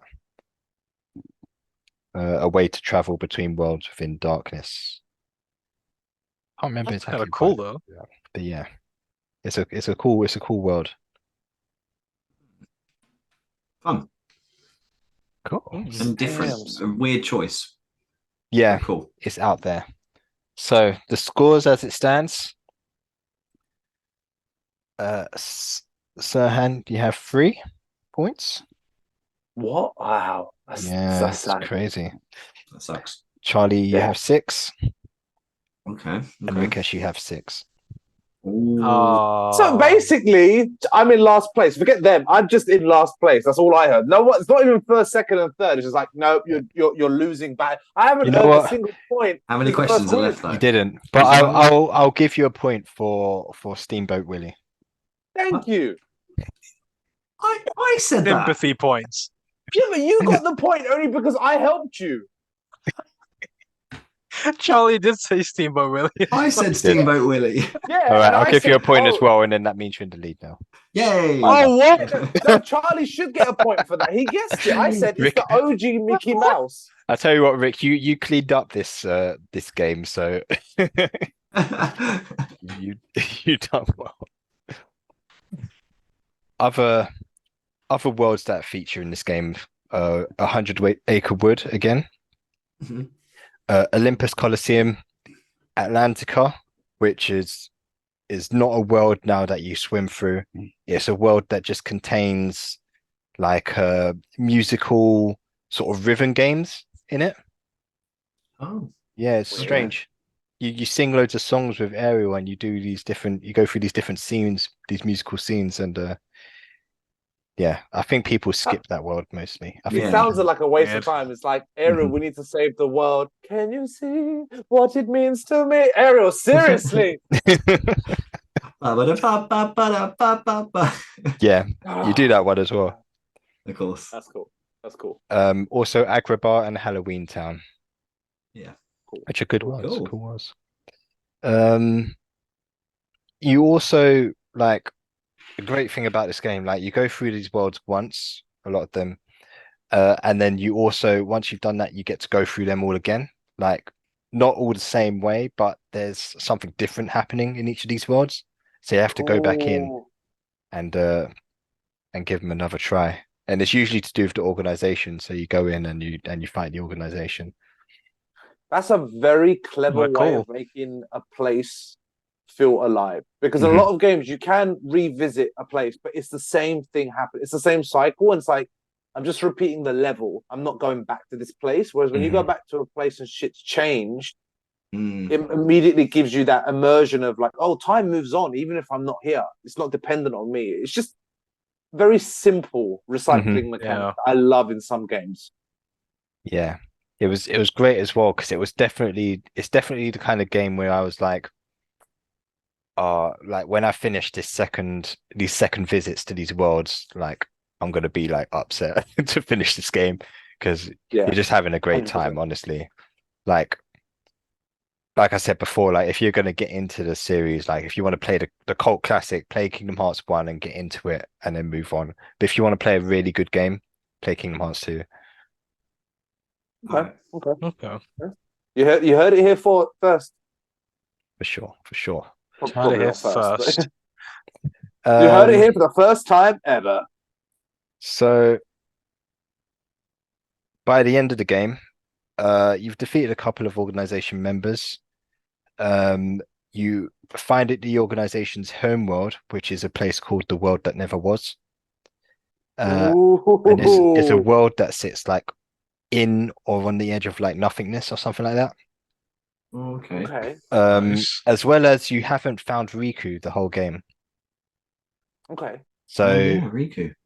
so you go to the World That Never Was. You're also confronted by Roxas.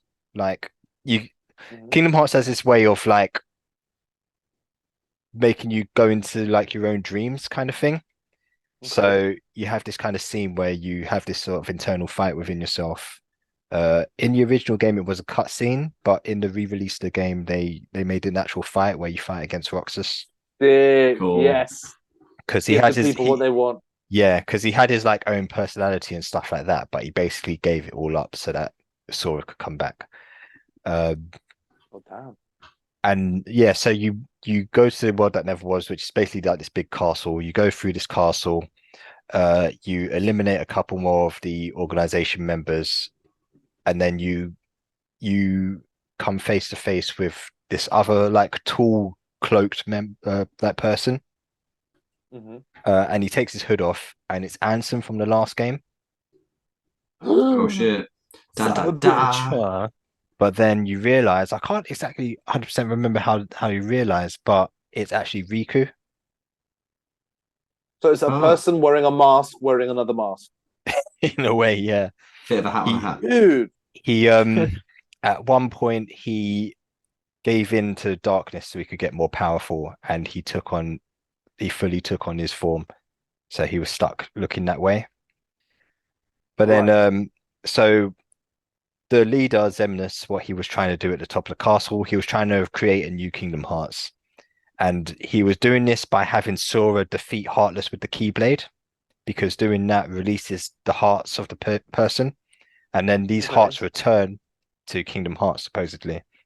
So he was gathering them all together Right. in this, and it looks like a big moon that looks like a heart. You might have, it's on like the cover art and stuff. Yeah, yeah. Oh, that's what that Yeah. is. Yeah. So he does that, but then Diz comes out of nowhere with this machine. So it turns out Diz and so oh my god, this is where it gets really convoluted. Okay. So Okay. Ansem, his name is not Ansem. He stole that name from Diz, who is the real Ansem, called Ansem the Wise, who was just a professor, just like a guy with a laboratory doing research. He was just a researcher, but he banished him and stole his name and stole his research so that he could use the darkness, basically.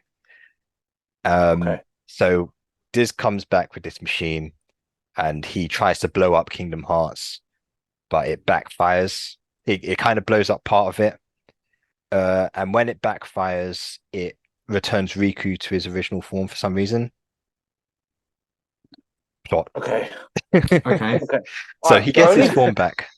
Yeah. Nice. Go, Riku. You. So Riku Yeah, becomes a damn. bit more of a good guy. He was a good guy in that No, game. but he reverts back more to it though, Yeah, to that state. yeah. I His wanna whole say, thing is Fraser, his struggle. You're explaining this very well. I know, Thank you. It's gonna take moments. No, honestly, because I am piecing it together. The only question I have is, you said that the main nobody guy takes off his mask and it's Ansem, the evil version. No, it's not the Ansem. main one. It's not the main one. It's Sorry, another okay, one. so- Yeah, So someone takes off a mask and it's Ansem, right? yeah. And then he takes off that mask and it's Riku and it's in his like evolved form because he's given himself to the darkness. In Kingdom Hearts 2, every time you see or mention or interact with Ansem or in a cutscene, is it secretly Riku behind it the whole time? Or is it just in that moment? You only meet him once. So Okay. he has his hood up. So you know these cloaks, they got a hood. He has his hood up the Yep, whole yep, time. Yep. It's actually in Land of Dragons in the second visit. You go up to the top of the mountain and there's all these Heartless there, and then there's just this guy standing there. If you try to fight him, you don't do any damage or anything like that. And then he disappears. And then when you end up in the world that never was, he appears again. But he takes off his hood, and it's Ansem from the last game. It's Ansem. Literally Okay. the whole form. Like he's tall. He's a lot taller than Riku is. He's taken on his whole body form. Right, but then you find out within him is Riku. Though. Yeah, exactly. Oh, Okay. okay. I'm following. Cool, I'm cool. following. And then when Diz explodes the moon, he returns to his original form somehow. So does Ansem from Kingdom Hearts 1 actually not exist in this game? Forget his form, No. forget Riku, take it. He doesn't exist at all in He this. doesn't exist at all in this. Right. He was trying to possess Riku, so he still kind of exists inside Riku. So that's the kind of internal battle that he has. Right. Okay. And he overcomes him. Right. Cool. Okay. Does he have some of his Yeah. memories? Does I he don't think hold so. No, Okay. doesn't have his memories or anything like that. Right. Okay. So Diz Hmm. really gets revenge on Ansem that doesn't really exist anymore. Yeah, exactly. Oh, right. Well, this actually is making sense. I'm more Yeah. Getting surprised. it. Nice. Yeah, I'm following. You are doing very well, Fraser. This is like Yeah. This is Yeah. confusing followable. as hell. So man. like Fraser's been trying to explain this game to us for years. Years, We've never really Years, understood bless it. him. He's putting all these cool little fight scenes and cutscenes, and it looks epic as shit. I still never really had any Oh my idea what was God. going on Yeah. until now. I Now it's remember making showing sense. you guys the trailer for Kingdom Hearts 3, and I just remember it was so wacky. Like there's just stuff flying out of nowhere, and it doesn't make any sense whatsoever. But Fraser's the only person in the room like going, yeah. Of course that would happen. Oh, And we're they've just added like, that. Mhm. Oh, they've taken this away. What Yeah. does that mean? What does that mean? But so yeah, so Zemnis being a nobody, not having any emotions, he's like apparently he's upset. It's kind of weird. But he disappears into Kingdom Hearts anyway. Also, the cool thing about this world is that Riku joins your team. So it's pretty Ooh. cool to have a fight Oh, with you. Nice. And then you go to the I don't even know what it's called, but you go to this realm of nothingness, I think, pretty much to chase Zemnis down. And then it's a pretty cool final fight. I think I might have showed you guys it. I'm not sure. I feel like you have. It's a pretty cool Probably. final fight. Yeah. So how does it basically end? What do you end up saving, basically? Like, I know you kind of break part of Diz's machine sort of semi-works, but you defeat the head of the nobodies. I stop think this plot. it's basically, yeah, he's just got to go down. I don't think he had anything really left left in him. I think he might have tried to use the last bit of Kingdom Hearts or something like Right. that. I don't know So- how exactly, but it was just like, yeah, we got to stop him now. Got it. So the plot is kind of stopped, but now you just got to take down the guy itself. And Oh. also at some point in the story, so there's an organization member called Axel, who is a fan favorite. He Yep. was a friend of Roxas's. So he pops up here and there in the story as well. And at some point in the story, he kidnapped Kyrie and brought her to the world that never was. And he helps you get to the world that never was as well. He sacrificed himself. So during that time as well, Kyrie and Namine rejoin together. So she becomes whole again. And that's cool. basically it for Kingdom Hearts 2, to be fair. It's a great Damn, son. You know what? GG claps to you, Frazer. Honestly, well played, man. That was a very confusing story, put very straightforward. Well played. as straightforward as it could be. Yeah, I like the going from world to world thing. That was actually a really good way to do that, mate. Very, very smart. Yeah, that was really, really enjoyable doing that because you. Yeah, I mean, I thought it'd be more like engaging. Yeah, definitely. Especially since it's Disney. That was nice. Yeah, and hopefully I don't get ripped in the comments because there's a passionate fan base behind this. So, I mean, feel free. Let's just put it out there. There is no way in hell that you would ever be able to explain with 10 episodes what this game is, what it means to people, all the best bit. It's just impossible, man. If you are that passionate about it, just listen to it, leave a little like, leave a nice positive comment, and then go play the game. Yes. And he's explaining it to 3 people who have no idea. What's a Kingdom Heart? You've had to dumb the things down. What's the Sora? I don't get it. Is he in the sky? I will ask one last question. And to my knowledge, Sora is the only original character developed that's obviously part sort of Disney-fied and part Final Fantasy. Is there any other characters that are original to the Kingdom Hearts game? Or are they both just pulled from both of these 2 original IPs?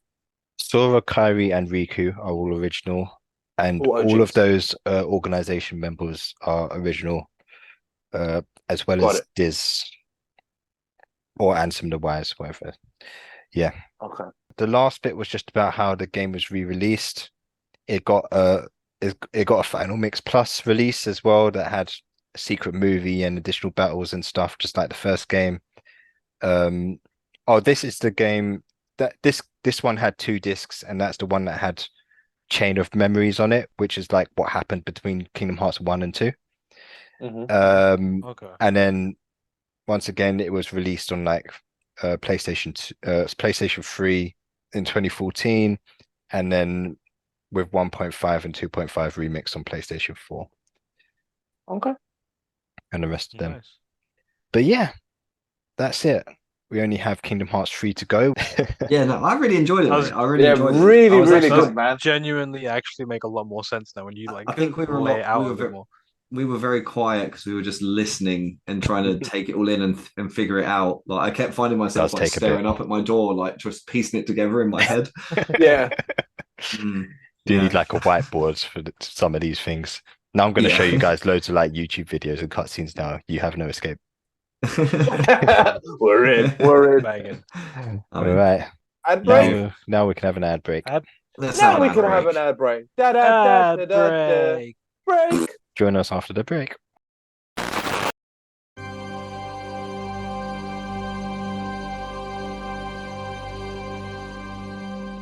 Well, guys, we finished another adventure. Great work, gang.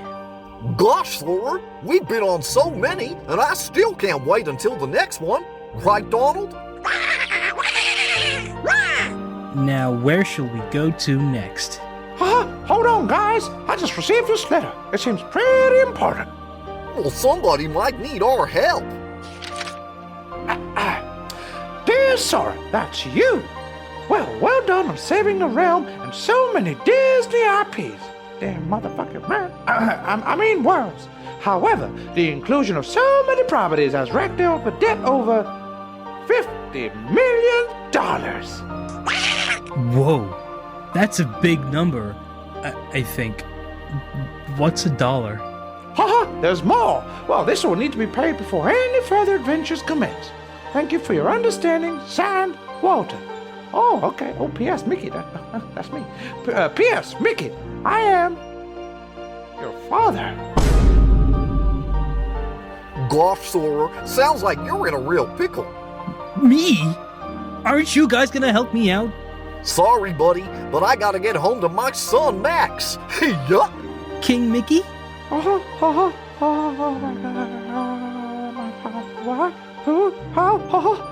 Me? Darn. Well, fine. But Donald, you're coming with me. A few moments later. I'll have a cheeseburger with large fries, please. You betcha. Coming right up. Hey, Donald, 1 cheeseburger and a large fries.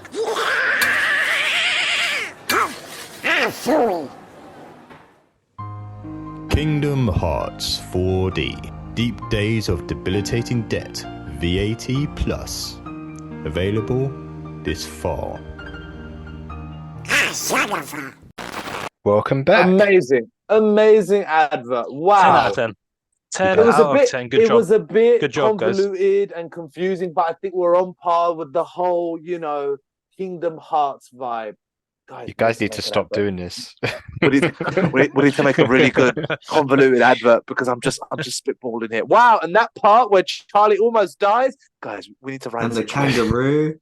Charlie almost, And the kangaroo. No kangaroo. Pigeons, all pigeons. I'm thinking the seagulls from Finding Nemo. Mine. So, following the development of Kingdom Hearts 2, Tetsuya Nomura was approached by Disney again, who expressed interest in a sequel. However, the Kingdom Hearts 2 team were busy with Final Fantasy Versus 13. I don't know if you guys remember that trailer. No. But that game basically became Final Fantasy 15. Oh. The one that was basically like a road trip. Those guys on a road trip. Okay.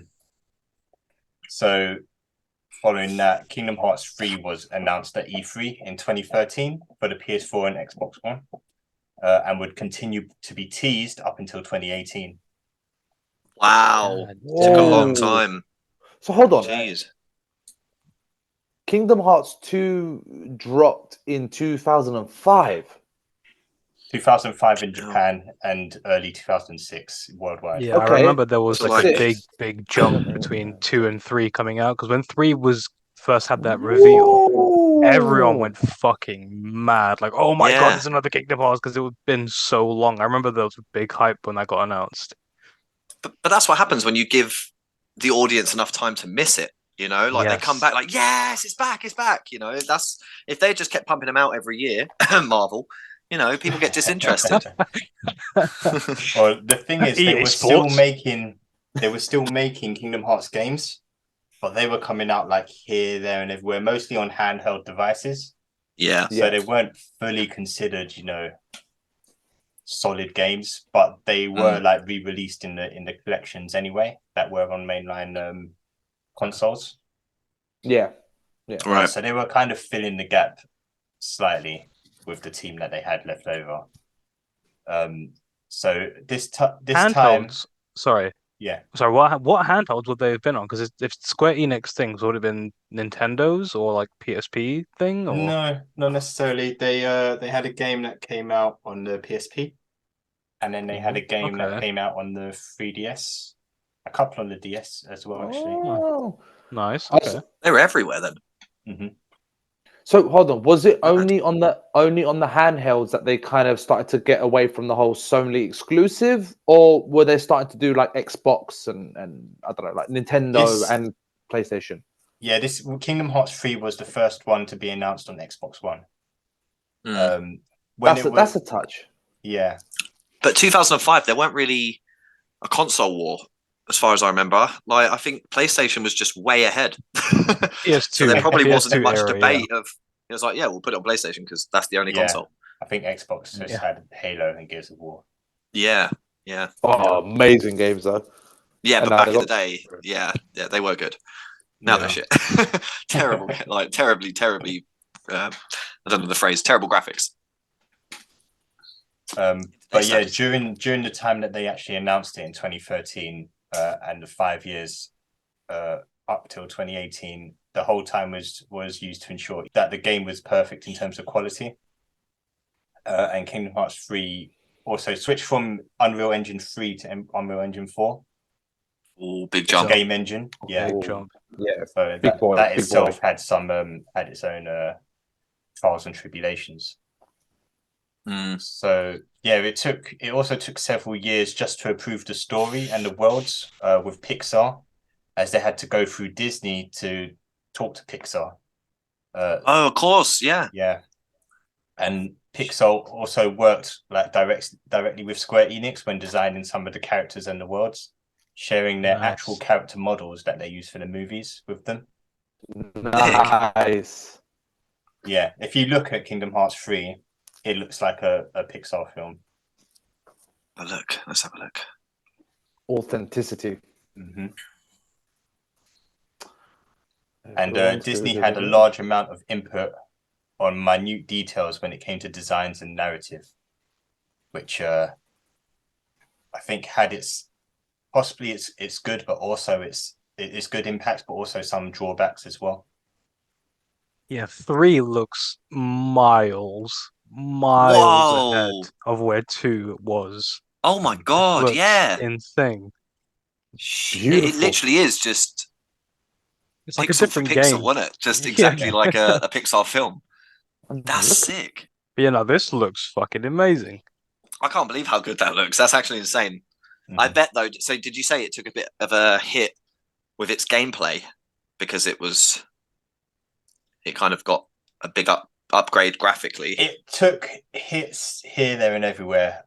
With the update graphically, like mainly the change in game engine, that just made it take longer. But I think it just took hits all over the place, like because of political reasons, like Disney and things like that. And also switching some gameplay choices. I mean, like switching engines in a franchise is like a big enough change as it is. But then I guess when you've got a big corporation like Disney in 2013 to 2018 at this point, I can imagine Disney would have been very difficult to deal with and manage, get with all the rights and everything. So I can imagine that would have put up a few roadblocks. But whatever it's one thing managed to do. Yeah, it's one thing talking to a Disney executive in an elevator in like 2002, then having to go through multiple people just to talk to Pixar. Yeah, that's mad. And I bet it costs some money as well. Yeah. So that's what I was going to ask. So by this time that the game was in production and all this controversy or this difficulty of communicating to Pixar, did Disney own Pixar at this time? Yes. Yeah. Yes. So why would they make it difficult? Like, it's not that they made it difficult; it just is difficult.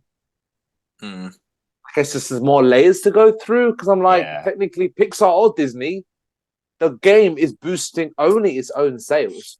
It's making money for it and it's advertising its IPs. But it's like having a separate building, isn't it? You're recruiting a separate building to actually get involved now. Because before it was just them and Disney, and now it's like Pixar is basically a separate entity to Disney. Disney own it. It's almost like Lucasfilms and stuff, isn't it? It's like getting them involved is like a whole other kettle of fish. Yeah, it does make sense. God. So hold on. Sorry, I know I'm jumping the gun. How many Kingdom Hearts are there at the moment? How many games are there after 3? At the moment, after 3? Is there any other or how many is there in total? It's probably an easier question. In total, I think there's 14 at the moment. 14. And Kingdom Hearts 3 is the 13th game. Yeah, that's what I'm saying. Like looking at it here, it says released on PS4 and Xbox One. So if and when, and probably more when, Kingdom Hearts 4 drops, I mean, like Disney by now has got so many IPs. Like they've got they could be able to chuck in Star Wars and shit in there and Marvel and shit. Yeah, Marvel and stuff. Yeah, absolutely. Like it's going to be huge, man. Guys, don't get ahead of yourself. I don't want to burst your bubble, but I think that the plan is for Kingdom Hearts 4 is to move away from that kind of stuff, to move away from Disney. Oh, but we can get into that later. Move away from Disney though would be a big decision. Yeah. I'm excited to hear that though. So Kingdom Hearts 3 actually released in January 2019, 13 years after Kingdom Hearts 2. It Yeah. exponentially expands on the combat mechanics, world scale, and the exploration. Okay. And this was released 2019, so this is what PS4 era That now. was PS4, yeah, PS4 and Xbox One. Yeah, a lot more hardware and tools at your fingertips for a game like this. Do you remember the PS4 that I got? Yeah. It was a Kingdom Hearts one, wasn't it? I got it at Kingdom Hearts. Oh yeah. Kingdom Hearts 3 PS4 Pro to play it. Banging. Sick. Die-hard fan over here.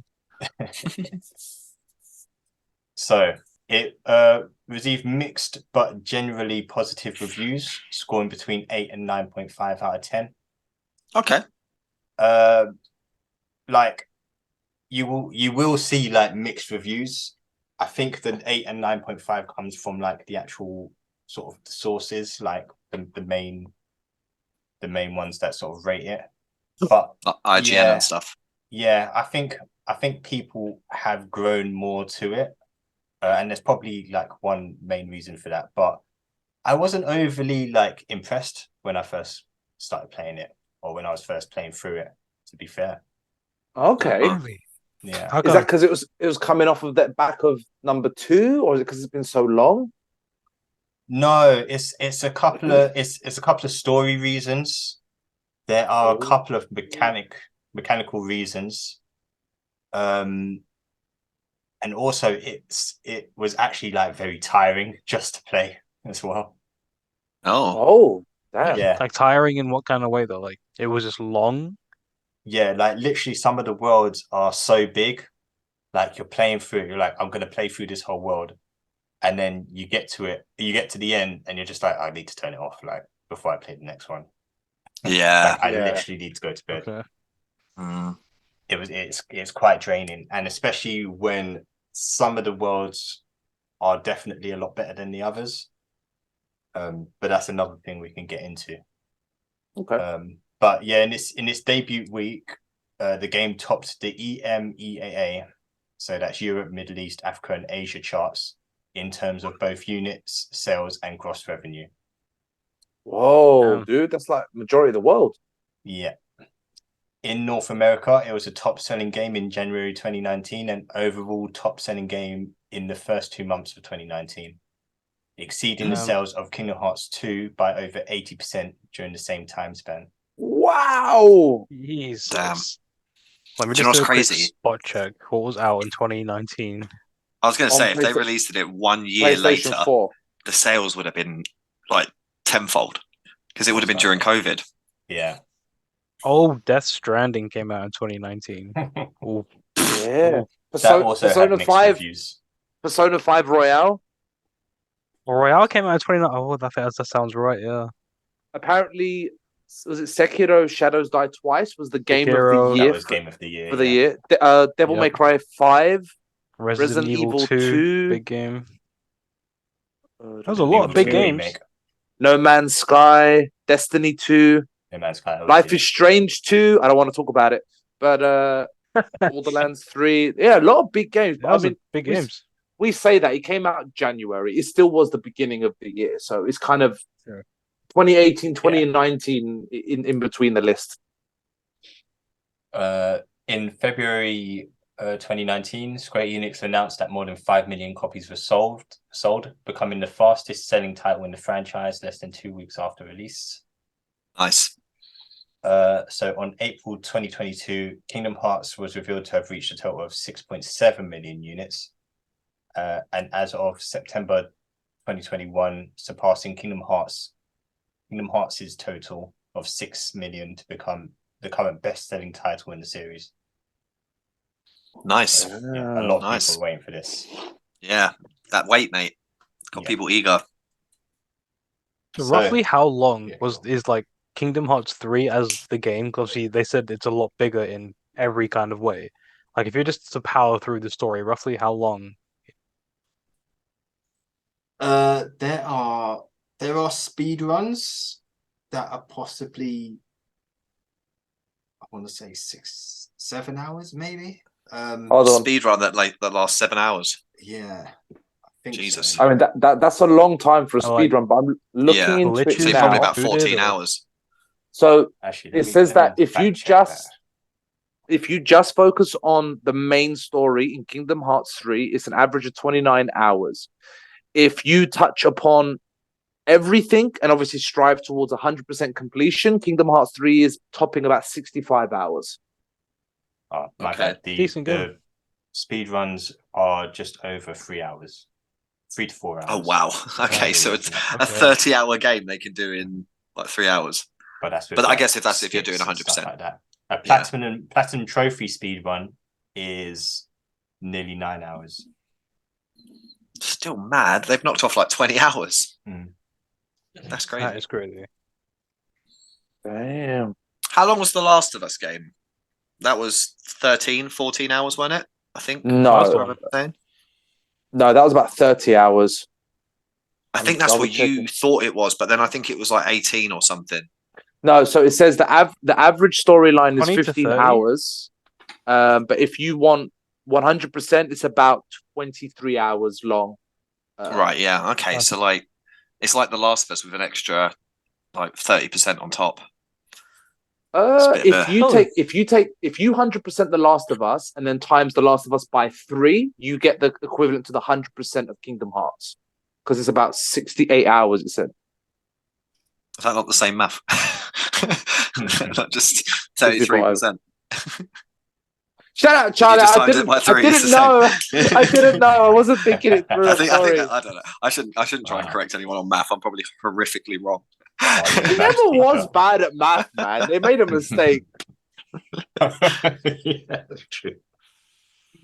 That's the sad part. They just made a passed mistake first of your year. score. You passed it. Like, no, retake it. We don't like you. But anyway, yeah. Sorry, Frazer. You go for it, man. It's all good because now we can move on to the actual story. All right. Which in my opinion, is not as in depth as the last ones.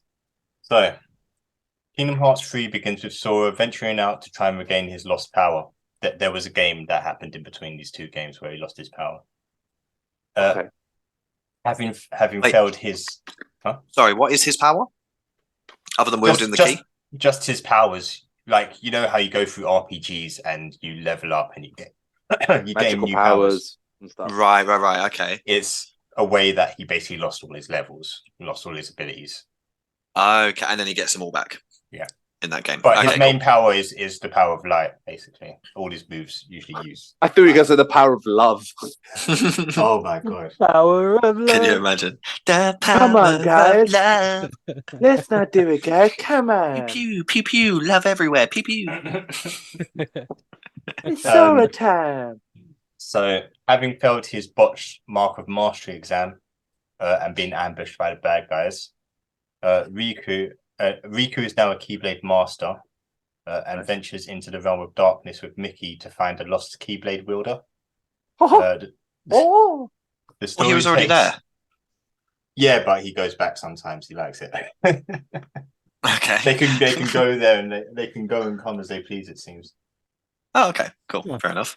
I thought I thought the whole second game was about closing it. They sealed the it. First right? game definitely was, yeah. Oh, was it the first game? Sorry, I thought it was the second game where they shut it. Oh no, first game you see Mickey at the end. Yeah. And this, okay, right, okay. You can go in and out now. Okay. Yeah, where are my notes? I have the notes. Oh, good man, Chaz. I did have notes. So, in terms of actually going across worlds and stuff, the story just takes Sora, Donald, and Goofy across all these different worlds to combat the new Organization 13 and gather allies for the final showdown. So it's basically doing the thing of just getting everything together so they can conclude everything in a way, or conclude this part of the story anyway. Okay. Yeah. So this whole saga is called the Xehanort saga. Okay. And Xehanort. Oh Jesus. XE. I love it. X. I Start with the never H. Yeah. Throw us all off. ANORT. I have never seen Charlie study so hard. I'm proud, but I've never seen him like be like, hold on, excuse me, could you spell that? twice. I really want to know the story for Kingdom Hearts. Like, Jesus. you know what I mean? Like, I feel like this is the closest I've ever got to knowing it. Like, it's fun. No, it is, man. It is. I actually feel like I know something. But anyway. Yeah. So this main bad guy is called Xehanort. He's an old man who wields the power of darkness, and is basically engaged in an internal chess battle with his childhood friend called Ericus, and he thinks darkness is going to win. So everything was his plan from the beginning. There was a prequel game where him and 3 other Keyblade wielders were clashed, and he stole one of their bodies. So he can release his heart from his body and put it in someone else, and he can take over their body. So he stole one of their bodies, and that is the bad guy that we fight in Kingdom Hearts 1 and 2. Right. What was his name? Amset? No. Sorry. I'm so sorry. I'm trying to guess. Anson. Yeah. Anson. Anson. Okay, yeah. Anson. It's hard. Look at my handwriting, guys. This is why I can't.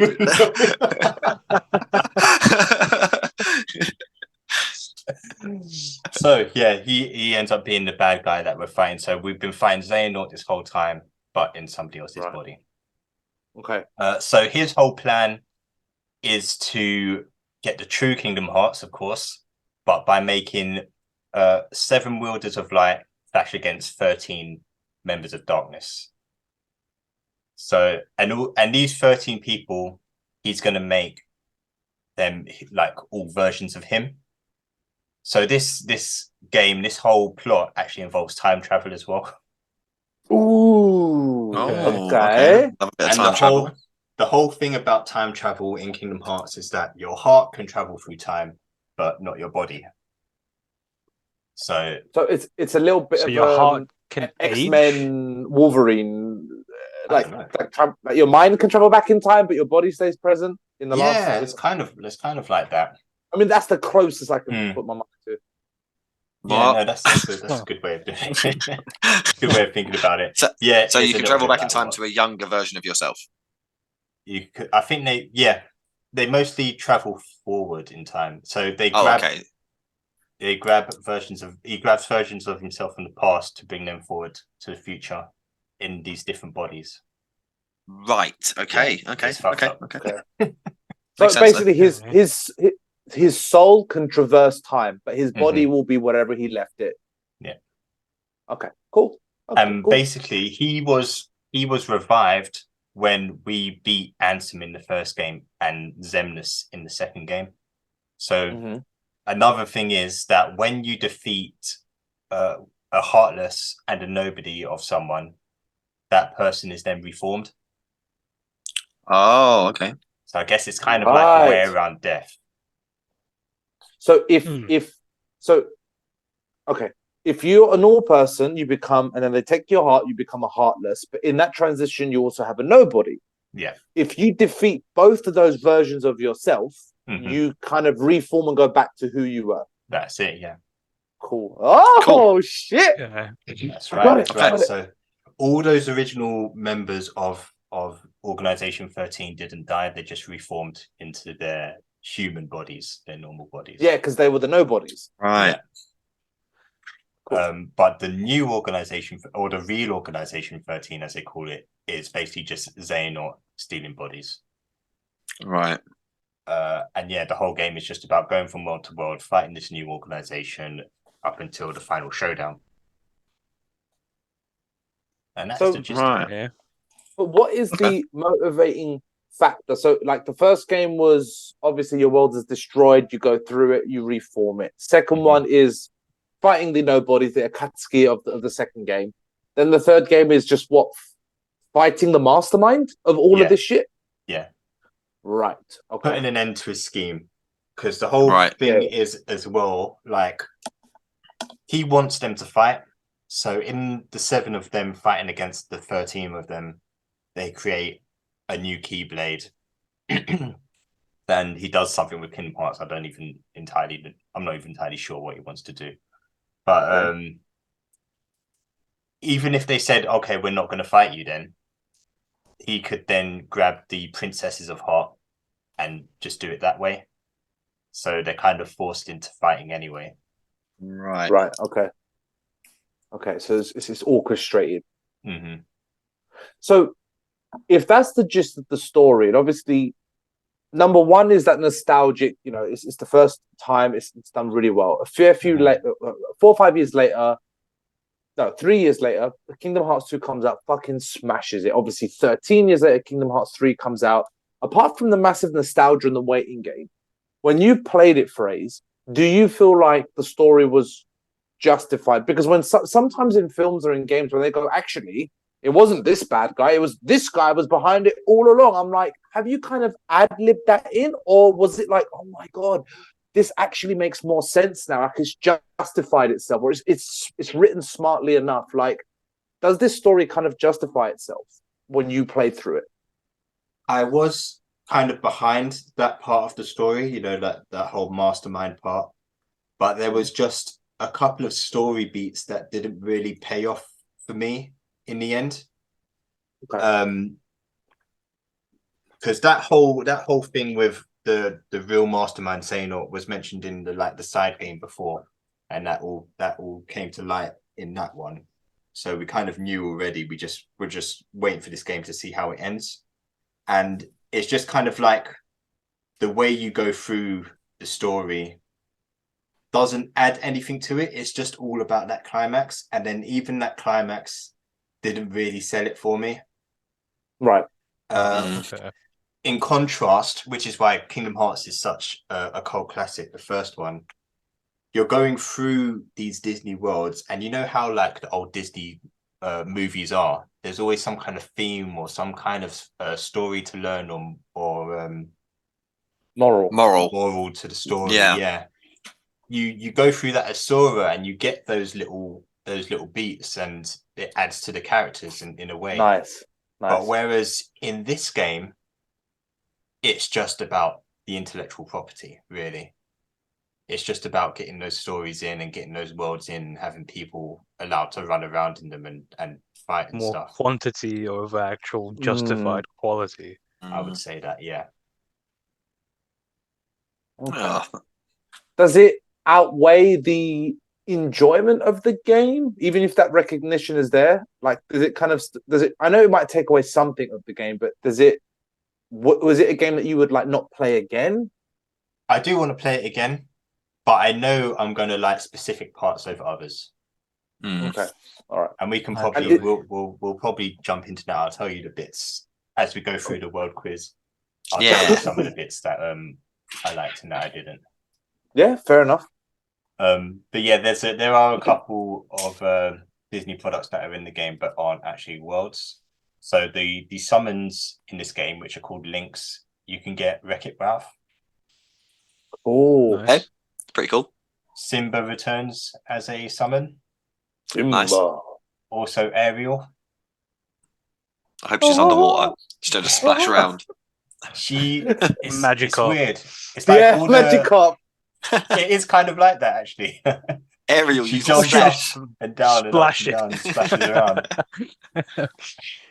And Stitch returns as a summon as well. Nice. Oh, is that it for the summons? That's it. Yeah. Wow. There's 4 summons in the whole game. Mm-hmm. One of them's Ariel.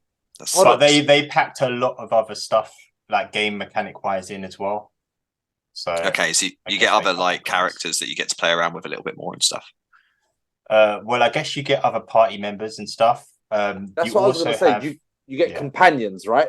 Not summons, but you get companions. Okay. Oh, right, yeah. Cool. Okay, that makes more sense. Yeah, and even in this game, like in the last games, you had to switch out either Donald or Goofy to have your new companion in. Yeah. But in this game, they just join you, so you can have 4 or 5, a 5-man team. Sick. Yeah, that's cool. Nice. That's pretty cool. Is that a mechanic you liked or didn't like? Yeah, no, that's good. Less messed cool. around, and it just makes it more immersive, I guess, in a way. So at any point, do you get to, while all this is happening, do you get to play as with Mickey and Riku in your team? Or are they still off doing No, what they were but doing. you do actually get to play as Riku, Okay, Oh, yeah. but his moveset is really limited. Oh, That's one makes of the sense. drawbacks. Okay. There's also Remy from Ratatouille. He features in the game. They added. what's he gonna do? They added a cooking mini game. Of course, Ah. right? Of course, yeah. Wow. There's also like no Final Fantasy characters in this game. Oh, Yeah, they don't return. Weird. you would have thought they would have capitalized on that with Final Fantasy doing so well, like recently around it. Yeah, you'd think it'd be easier for them to do as well, but I guess there was probably no space in the story for them or something like that. Maybe. Again, does it feel justified, or do you feel like there's something left out with that? It feels just unmentioned. I guess the worlds that they were usually in aren't even in this game. So I guess it's kind of like, why would they be there? Okay. But That's fair. yeah, it just seems like I think people were kind of looking forward to maybe seeing them, but I don't know if they announced it before release, but yeah, they weren't in it. Do you reckon they were trying to like commercialize it a bit more and be like, all right, a little bit less anime. Let's try and focus on the Disney thing as we've purchased all these, or we've got That hold of all these sounds assets. Let's just focus exactly on like them. something Disney, I could imagine Disney would say. Mhm. And maybe the reason why it's more quantity over quality was maybe Disney had a hand in it, saying that, we've got all these new movies, we need to advertise it and do this and change the story to this and cut back more on the story and give it more visuals and interactiveness. Maybe that's what it was. I have no idea. Very but possible, it sounds like very a Disney possible. thing to do. Now let's move on to our Disney World quiz, the final one. There are 6 points up for grabs. Okay. I need them. All mine. I All need mine. these points. I am Hey, below. can we get a quick rundown of the scores again, please? It was me and Charlie in the lead, and then Serhan was last. Was that? I was in the lead with 7. You had 6, and I think Serhan I had thought 3. that you got that one. Okay, 4. fine. Okay, fine. What did It's I got close. a question It's right close. that you didn't count at first. Steamboat Willie. And you gave the point Steamboat to Willie. Serhan. That's it. Yeah, we both got a point for it for some reason. But Serhan's barely in the game. It's fine. You watch me get all these 6, all right? Then we'll be laughing. I won. Yeah. All right. So remember to shout out your name or something. Okay. I love how we shout out our own names. It's just hilarious. But go on. All right. Ready? Toy box. Charlie. Rick. Charlie got it. No, I said You it. did, yeah. Toy Story. On my screen anyway. Yep, of course. It's Toy Story. That's not fair. My internet is shit.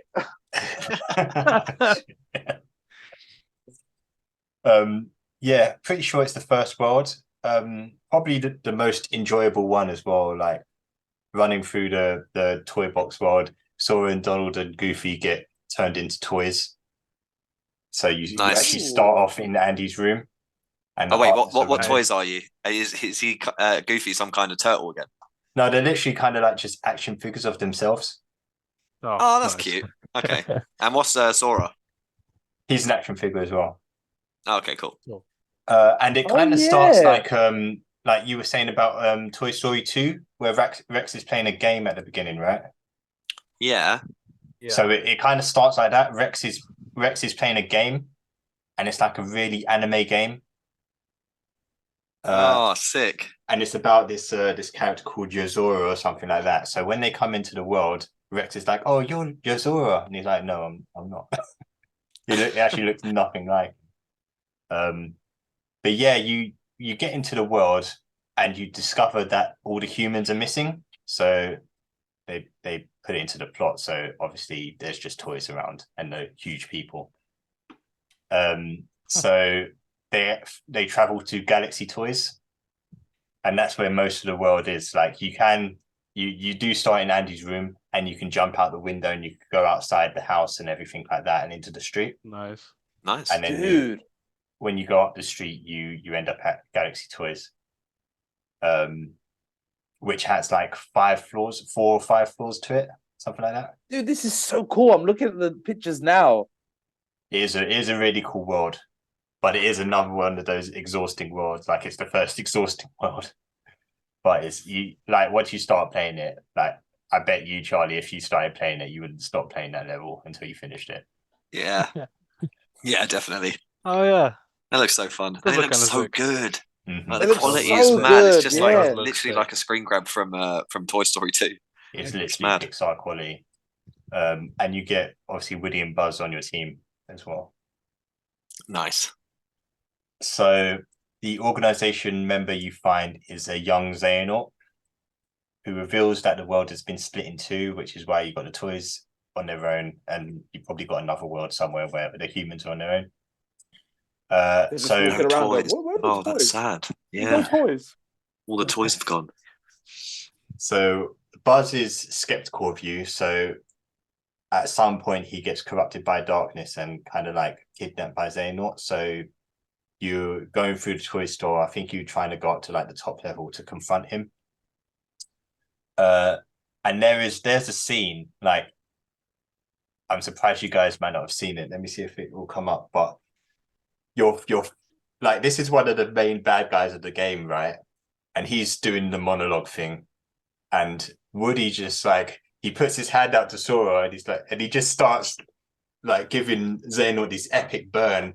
Like, he's like, I bet nobody ever loved you. And shit like that. It's wild. Oh shit! That's so harsh. Have you got it? Are you gonna play it? I don't think you would be able to hear it, but there's literally, if you put Woody Kingdom Hearts meme, the first one is Woody roasts young Xehanort. It's 45 seconds long. Oh yeah. Hold on. Yeah, I'm gonna watch it quick. Whatever you're talking about, I don't care. Put Buzz back the way he was, then get lost. Or else what, Toy? Yeah, I am a toy. And a friend. My guess is no one's ever loved you before. Because you know nothing about hearts and love.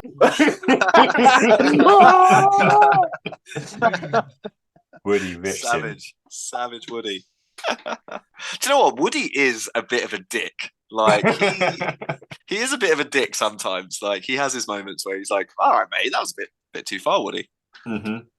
It's like you push him that far, you pull that cord too long, and he will have you. He will rip you. Mm-hmm. That's the toy I want.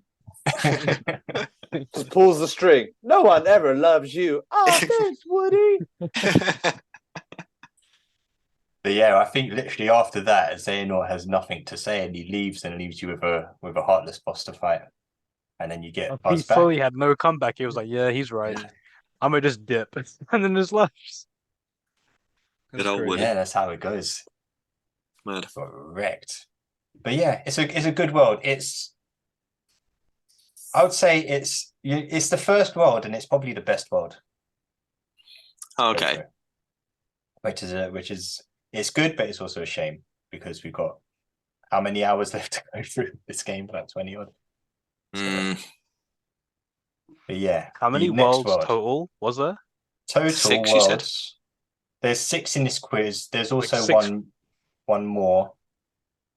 And then there's 6 like a playable mini world. worlds in the game. Yeah. Okay. There's 7 playable worlds and 1 mini world. Right. I'm guessing the last world's a boss world, which isn't a Disney world. Yeah. Yeah, that's it. Yeah. So the next world in the Disney quiz. Hold on, I need to add Charlie's point. Add them up, baby. Oh yeah, there, mate. Just add one for me as well. Points. No. It's a bit of a dodgy name for a world. Corona. Or the Kingdom of Corona.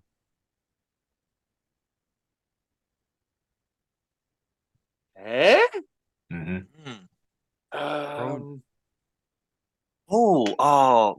Is it risky? All right, Charlie. Fine. Stab. Coco. No, it's not Coco. The Kingdom of Corona. Okay. Yeah. Bit of a dark horse of a film. Is that a clue? Was that a subtle clue you threw in there? It's not. I don't think it's really anyone's favorite. All right, film. I will. Corona. Do we all have to guess one before we get a clue? Yeah. All right, I'm just gonna buzz in and just say Sleeping Beauty. No. Okay, I didn't think so. Up. Oh, that would be depressing. That might be a good world, but it's not Up. Oh. Okay, go on, give us a clue. What kind of clue could I give? That won't just give it away straight away. Long hair. Jesus. Charlie. Go on, Charlie. What? Yes. Tangled. Oh, it is Tangled. Oh, you know what? I was going to say Tangled before, but I thought Come Coco on. would make more sense. But then, obviously Rapunzel's a lot more Disney princessy, and they needed more princesses in this. Is she a princess in this? Yeah, she is, right? She is a princess in this. Rapunzel, So yeah. their whole thing is that there are new. What do they call them? Princess The Heart. new Seven Hearts. Oh, okay. They got like their own little squad name. Yeah, it's cute. Team That's 7. The Kingdom of Corona. Yeah. I had no idea. I like that. I like the newest Tangled film. Yeah, I like enjoy Tangled. Yeah, and you I can think say that's she's a hot good because she's 18. The more you know. The thumbs up. You can say she's hot because she's 18. Sora doesn't say that, funnily enough. No, but I think this is coming off of the last podcast episode of the whole like Pokemon fiasco. Who's hot? Like, I don't want to answer this. Oh dear. I don't want to get close to this fucking question. It wasn't us. It was BuzzFeed. BuzzFeed put us in that place. Weird motherfuckers. And we said correct answers. That weren't weird.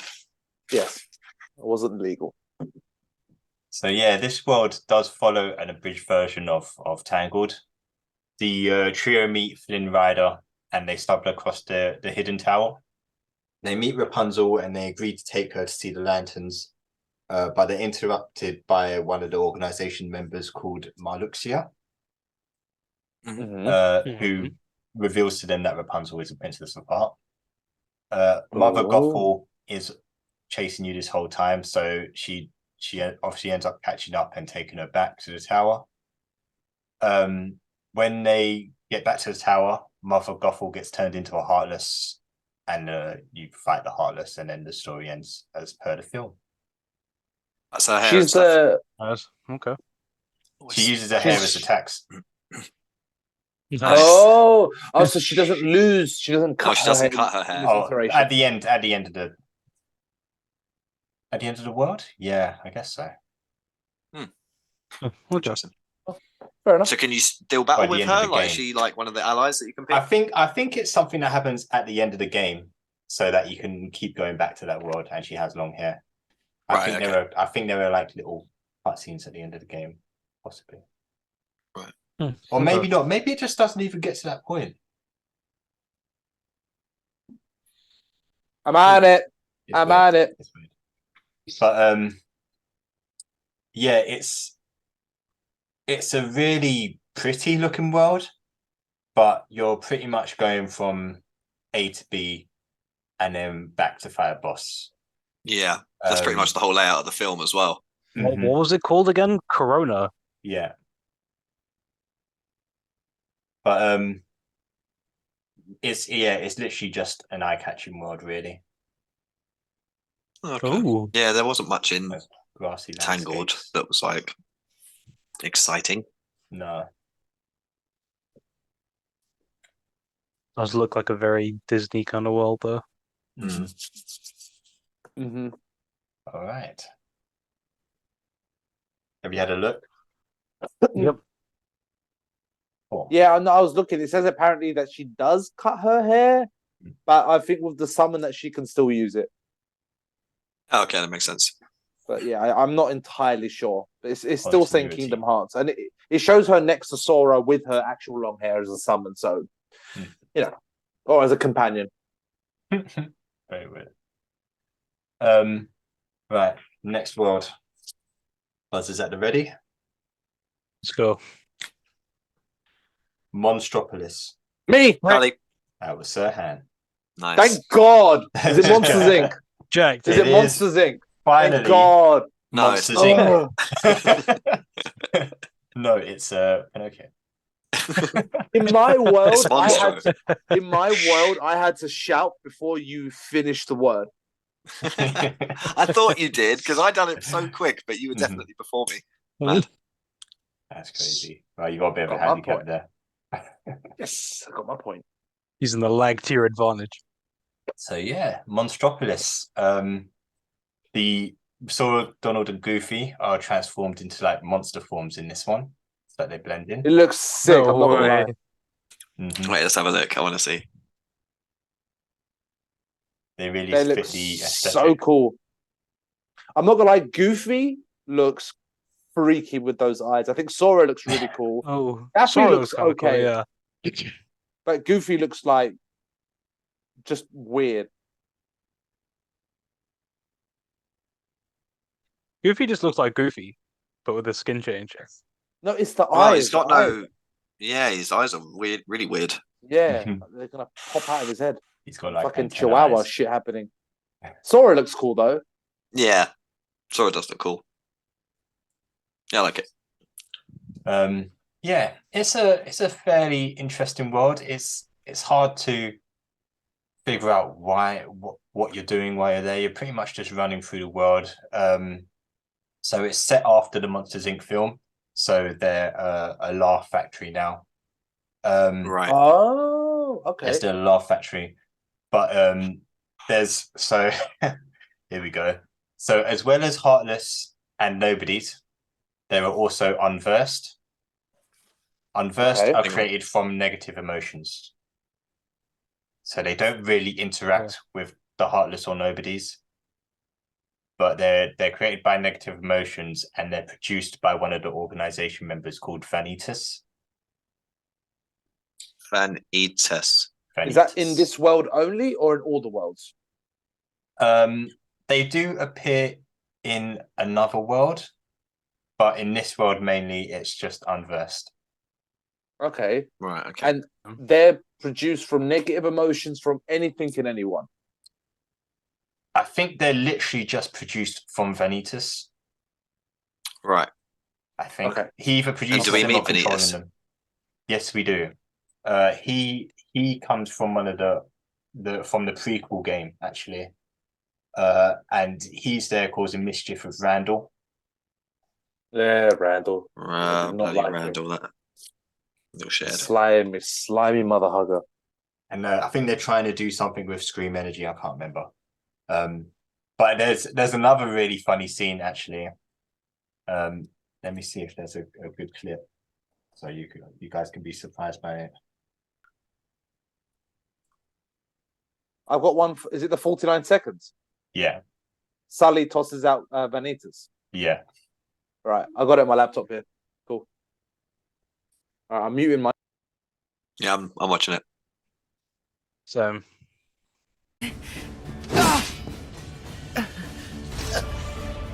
Join your heart with mine. it looks Take a so look. good though.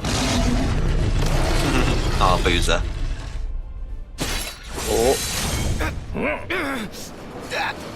Let me go. Over here, Sully! Jesus. Solve it quick. Fully yeeted. Oh my god. Oh my god! Oh my god! Sometimes it's just really cool how Oh! some of the Disney characters actually get involved. A door within a door. That's genius. That is actually really cool. I like that.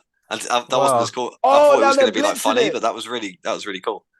Wasn't expecting him to door Inception. Yeah. And then destroy it. I mean, theoretically though, wouldn't there just be every time he went through another door, there'd just be a door there, right? Yeah, but they kill the last door. They break the last door down. Yeah, No, they could have just done that with the door that wood they threw him in. But that's not as Disney or funny, Charlie. Just seems a bit counterproductive, really. Nah, I think Woody still wrecks it though, man. Even the still frame shot of the meme of just Woody like putting his hand up to sort of like, hold on, take a step back, put your keyblade away. I got this. Listen here, I've done this motherfucker. before. I've done this before. Show that version to your kid or something, man. That'd be hilarious. Next world. Guys ready? Yep. Yeah. Let's go.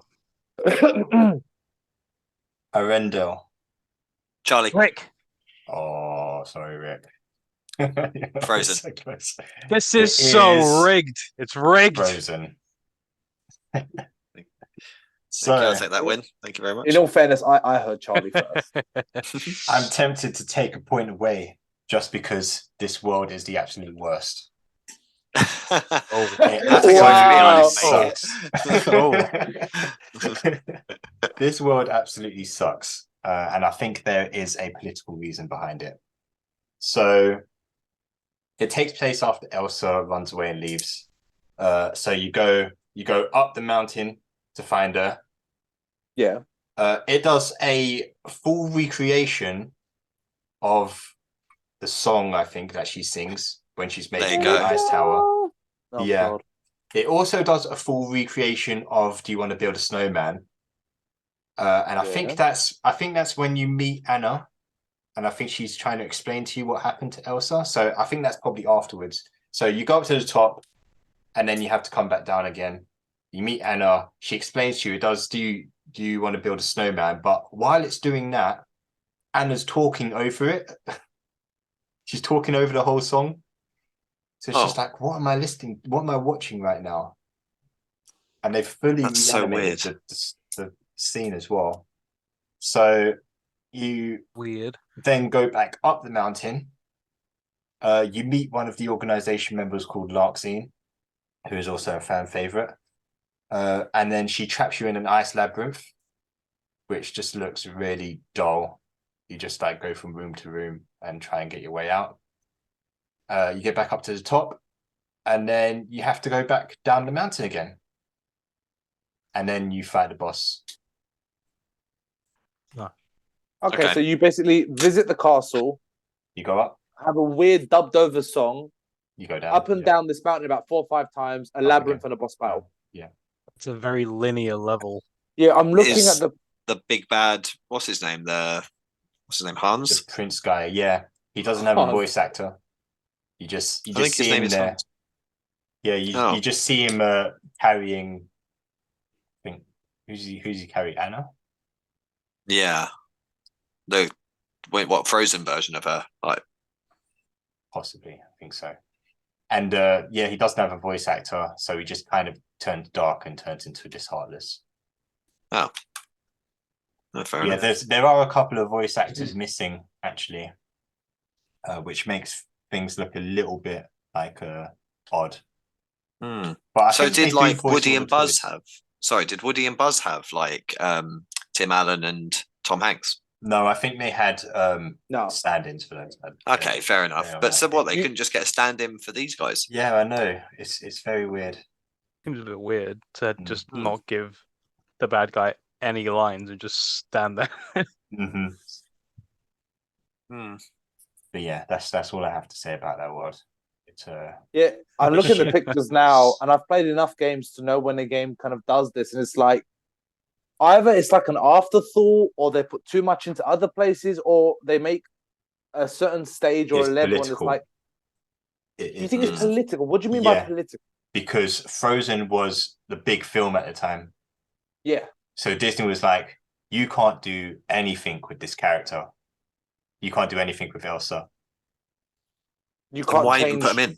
Yeah. Yeah. But they want them in. It's kind of like it's kind of like, Smash Bros. Selling You point, put a right? character in Smash Bros. Or at least it used to be anyway. It was to promote their games. Just makes sense, it doesn't was it? another selling point. The first thing that comes up is Arendelle map, and the map does not look that big. It's vertical. It's pretty just God. like It's mostly one line vertical. kind of thing. Yeah. Yeah, this is just basically a labyrinth with one built location. which is a shame because I'm not saying the world of it was anything specifically amazing, but you know, it was probably on par with like the Rapunzel sort of world. It's a very Disney-fied world, but with just more snow. At least it's magical and stuff, though, isn't it? In Frozen, there's actually a lot of like lore and stuff in Frozen that they could have actually tapped into. They could have, yeah, definitely. And I'm pretty sure there was actually an original script that would have been a lot better for that world. Like, would have involved Elsa a lot more, have her struggling with like her powers and darkness and stuff like that. But Disney was like, no. This came out in 2019, so Frozen 2 was out, right? Was Frozen 2 out? I think so. They were developing it between 2013 and 2018. Right, okay, yeah. Okay. I don't know when Frozen 2 came out, but yeah, I'm just thinking maybe there was something to do with like conflicting with the second film or something, that they were like, oh, you can't do that because that goes against something in the second film, because the second film was quite lore heavy. Oh, right. Yeah, Frozen 2 goes more lore, and there's more locations, but Frozen 2 came out 2019, but November. Right, yeah, so I reckon it was a story conflict. Yeah, I think it definitely plays a part. What else was I going to say? It's just bad.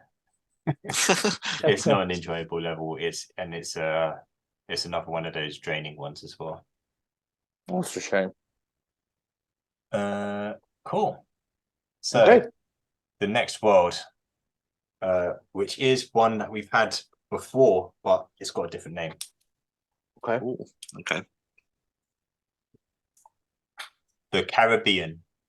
Charlie. Stop, baby! Damn it! It was actually Rick. Nice, Rick. I think I had to call that earlier as soon as he fucking finished it. That's got to be Pirates of the Caribbean. It is Pirates of the Caribbean. Yeah, he's got a point. It is a very, it's a good world. I don't think it's better than Toy Story, but it's definitely a lot of people's favorite world. Because it is literally like the Caribbean. It's like Assassin's Creed 4's map kind of thing. And they really nail the aesthetic as well. Like it's got that gritty, realistic kind of look to it. They all do look sick. It really does. Mm-hmm. Whoa, it kind of dials down a little bit of the Disney vibe, and it's a bit more of the realism. That shit looks sick though. It's just a couple. It's a couple of bits about the story that are a bit weird, but otherwise, it's a pretty cool world. Like you get your own ship and you get to sail around, and you get to take part in a couple of story bits from the final film. So yeah, it takes place during Pirates of the Caribbean at World's End. The trio are reunited with Jack in Davy Jones's locker and escape on the Black Pearl. They're then separated by a battle, and the trio are left with a fake Jack Sparrow, and they search for crabs while the film progresses.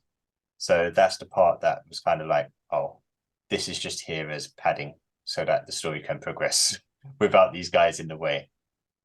Right. You're then reunited with the main cast before the final battle against Davy Jones in that maelstrom with the Kraken coming out the middle. Oh yeah. Yep. Cool scene. Nice. And the fake Jack Sparrow turns out to be the Calypso. She was disguised as crabs or something. Yes. Okay. So Jack Sparrow's in your team, but it's not really Jack Sparrow. It kind of takes away from it a little bit. But yeah, you get to fight Davy Jones on his ship, and that's kind of cool. And there's another organization member running around causing mischief as well, trying to get in your way, basically. Okay. But it's one of those levels that it's actually really fun to explore, because there's all these little islands that you can get to, and all these little ship battles you can have. It's got its own ship mechanics and everything. Oh, cool. You can level up the ship and stuff like that. Oh, shit. That's mad intense. Okay. Mm-hmm. Is it so when Jack Sparrow is like talking and stuff, is he like, does he sound and act like Jack Sparrow? Yeah. But it's not Jack Sparrow. It's not Jack Sparrow, yeah. Yeah, that does take it away, doesn't it? Like even Yeah. hearing it now, I'm a bit like, so Jack Sparrow isn't in it. That's kind of stupid. It's a load of crabs telling you to look for more crabs, and the crabs are used to upgrade your ship. It's very weird. That's crabs dumb. the Why crabs did they cut do that? currency. That seems like a weird little thing just to fill time for that one world, Mhm. just to get everyone over the fact that Frozen, the Arendelle world, was a bit lacking, Mhm. trying to make up for it in some kind of way. I think so, yeah. And I think sometimes they put these things in to make you explore. Like I think you spend a lot Yeah. of time in the actual Port Royale part of the level where you're running around town looking for these crabs. But yeah, no, it's pretty cool one. It's one that you probably would go back to if you haven't collected everything yet, just to sail around. Okay. At least it's a fun level. Yeah. Mhm. Cool. This is the last one, guys. I'm gonna jump in, boy. Even if you do, it doesn't make too much difference. But you guys ready? Wait, let Yep. me just mute some people. Oh shit, he's got the power. Son of a bitch. San Francisco. Me. Charlie. Oh, it was Serhan. Charlie, you keep putting your hand up and not saying anything. I Put the hands think up there's at the just a same delay in time my as well. audio. It's Big Hero 6. It Fuck's is sake. Big Hero 6. Yeah, a boy. What a fucking film. Yeah, That must have been boy, a fucking yeah. sick world. It is a pretty Yeah. cool world. You get a pretty big map, the city stage. It takes place after Big Hero 6. So you join with the hero team, you get given like this Frazer thing. So you can see like AR stuff around the city. Nice. And you fight against different Heartless. And the Dark Cubes make a return, I think. They're the same thing from the film. And there's the organization member who's causing trouble is a version of Dark Riku from either from the first game or he's a replica. I can't remember. There's this whole thing about replica people as well. And he brings back the original Baymax in a corrupted state. So you obviously what's his face makes a new Baymax, doesn't he? Because the first one, I can't remember what happens to the first one. He gets lost in time or whatever, it's space. Is that what it is? Well, yeah, he gets that one back and makes it evil. So you have to fight against it. Ooh, deep. Nice. That'd be well hard. Can't beat Baymax. Yeah. It's not unbeatable. They in the child of Charlie. Can't be B-Max, man. You can't beat him. You're talking They about did slip up a little bit. They had an opportunity to make a really good fight, but then they sort of made a little auto-scroller kind of shooting kind of section where you're chasing Baymax around the city and you're flying on the new Baymax. So it's just following this kind of path, but you're shooting as well. Like people don't really enjoy that kind of stuff. Nah, it sounds good in like when you explain it and you're like, oh, so you're chasing them through the city. But yeah, I know the mechanic. It sucks. It's boring. Yeah. Is it overly guided? Is it a bit like the Superman game with not the rings per se, but that sort of this is the path?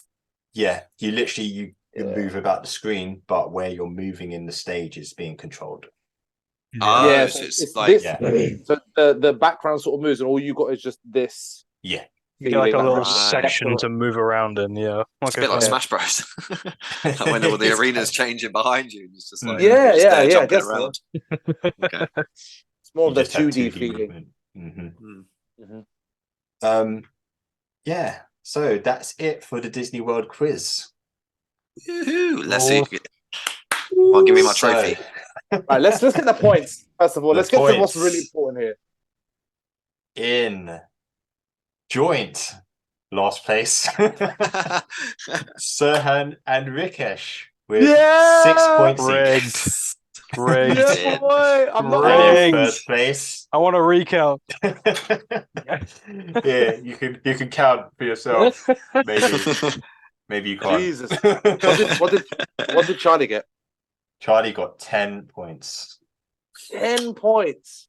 Knows his Disney, and he has good connection. Yeah, literally, innit? Yeah, mostly the latter. Well done, guys. I'm surprised Rikesh knew as much as he did.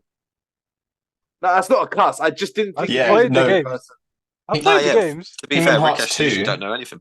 When we was doing the Kingdom Hearts, That's a good point. Unless it's games, yeah, I agree. we'll put you in timeout, Charlie. Oh, But yeah, when we was doing the Kingdom Hearts 2 part, that's when you got most of your points, Rick. Yeah, that makes sense. I got most That of makes mine sense. in the first quiz. Rick got most of it in the second, and Charlie dominated the third. But I think he's still done well enough in the first and second. That's it. yeah. So Consistency. the other worlds in this game, the actual first world is Olympus. Hercules. Right. Yeah. Nice. But instead of just being that kind of smaller tournament stage, you literally get like Olympus, the mountain, you get Thebes, the city as well. It's like the showcase stage, like it's a massive stage, and it technically kind of takes place before the game even starts as well. So yeah, they give you like quite a lot, I'm guessing, just to kind of get you hooked in. Nice. Okay. Oh, I do love Hercules. Hercules. It's kind of a cop out having him as just a training ground, so it's nice that he had. Looks in good. Kingdom Hearts 2, it did get a little bit expanded, but you got the underworld. You just had Olympus Coliseum, and then you could go to the underworld, and there was a bit of a stage there. But this time you get Mount Olympus and Thebes. Where? It's so beautiful. And you get to fight all the Titans in their like real life size. Yeah, I'm seeing the picture of them. That looks fucking awesome, man. It's probably, I think, yeah, they showed a lot of it in their first trailers. So they definitely put a lot of effort into it. Yeah, no, that looks so good. And the mini world is 100 Acre Wood, of course. Did they expand that at all? No, it's not as good this time around. It's just a bunch of mini games. Oh, you got worse. go in and you play a mini game. Yeah, there's no kind of story to it. Whereas in Kingdom Hearts 1 and 2, like it's really kind of like a heartfelt kind of story. It does sound like, I don't know how to put this. Like on paper, there is still story to tell. It sounds all justified. It just sounds like there's just a tad less heart in number 3 versus number 2. That's what I'm picking up on. Yeah, I would agree with you. Ironic. Sounds more corporate. Bit more heartless. Yeah. Oh. You know what? I think playing a game like this, when it's a complicated and convoluted story with a complicated and convoluted mechanics, is too much for me to kind of deal with. Because I'm really excited by all the colors and all the people and all the IPs.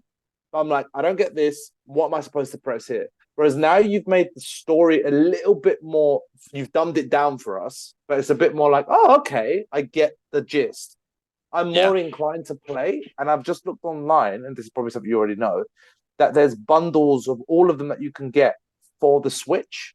I wouldn't mind actually kind of carrying on me to play. No. Frazer says no. No, not for the Switch. There's a caveat. Which is? It's not, the games aren't available to download. They're streamed. Oh, why? These titles can't use handle cloud streaming. Okay, so the Switch cannot handle these games. Yeah, and you can it's only stream it. either the maybe it is the size and the processing, but yeah, it's just streamable, and there's been no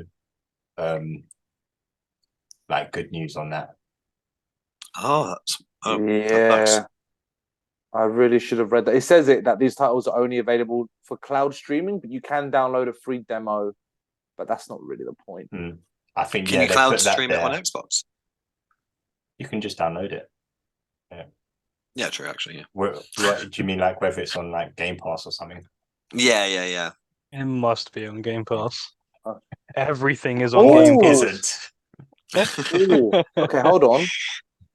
It says. Yeah, go on. So it's only mentioning Kingdom Hearts 3, not the rest. But it says the Kingdom Hearts 3. Oh no, it's gone. It left Xbox Game Pass in January 2022. Sorry, it said leaving. I thought it was going to say this January, but January 2022, it left Game Pass. But it was on there though. It was on there. Of course, it was. Still fucking awesome. Yeah, Sorry, I think Chaz. they definitely put that demo there so that you could test the connection to see if you do want it. And I'm surprised if anybody actually did. But yeah, so the ending to this game obviously ends in like a final showdown. The heroes actually lose. And then they Infinity Ward it.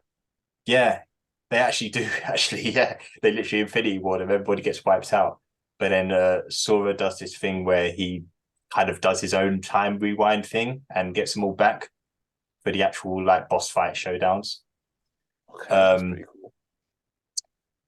Everybody was kind of like weirded out by the ending. Like, also another bad thing about this game, Riku's character gets absolutely assassinated.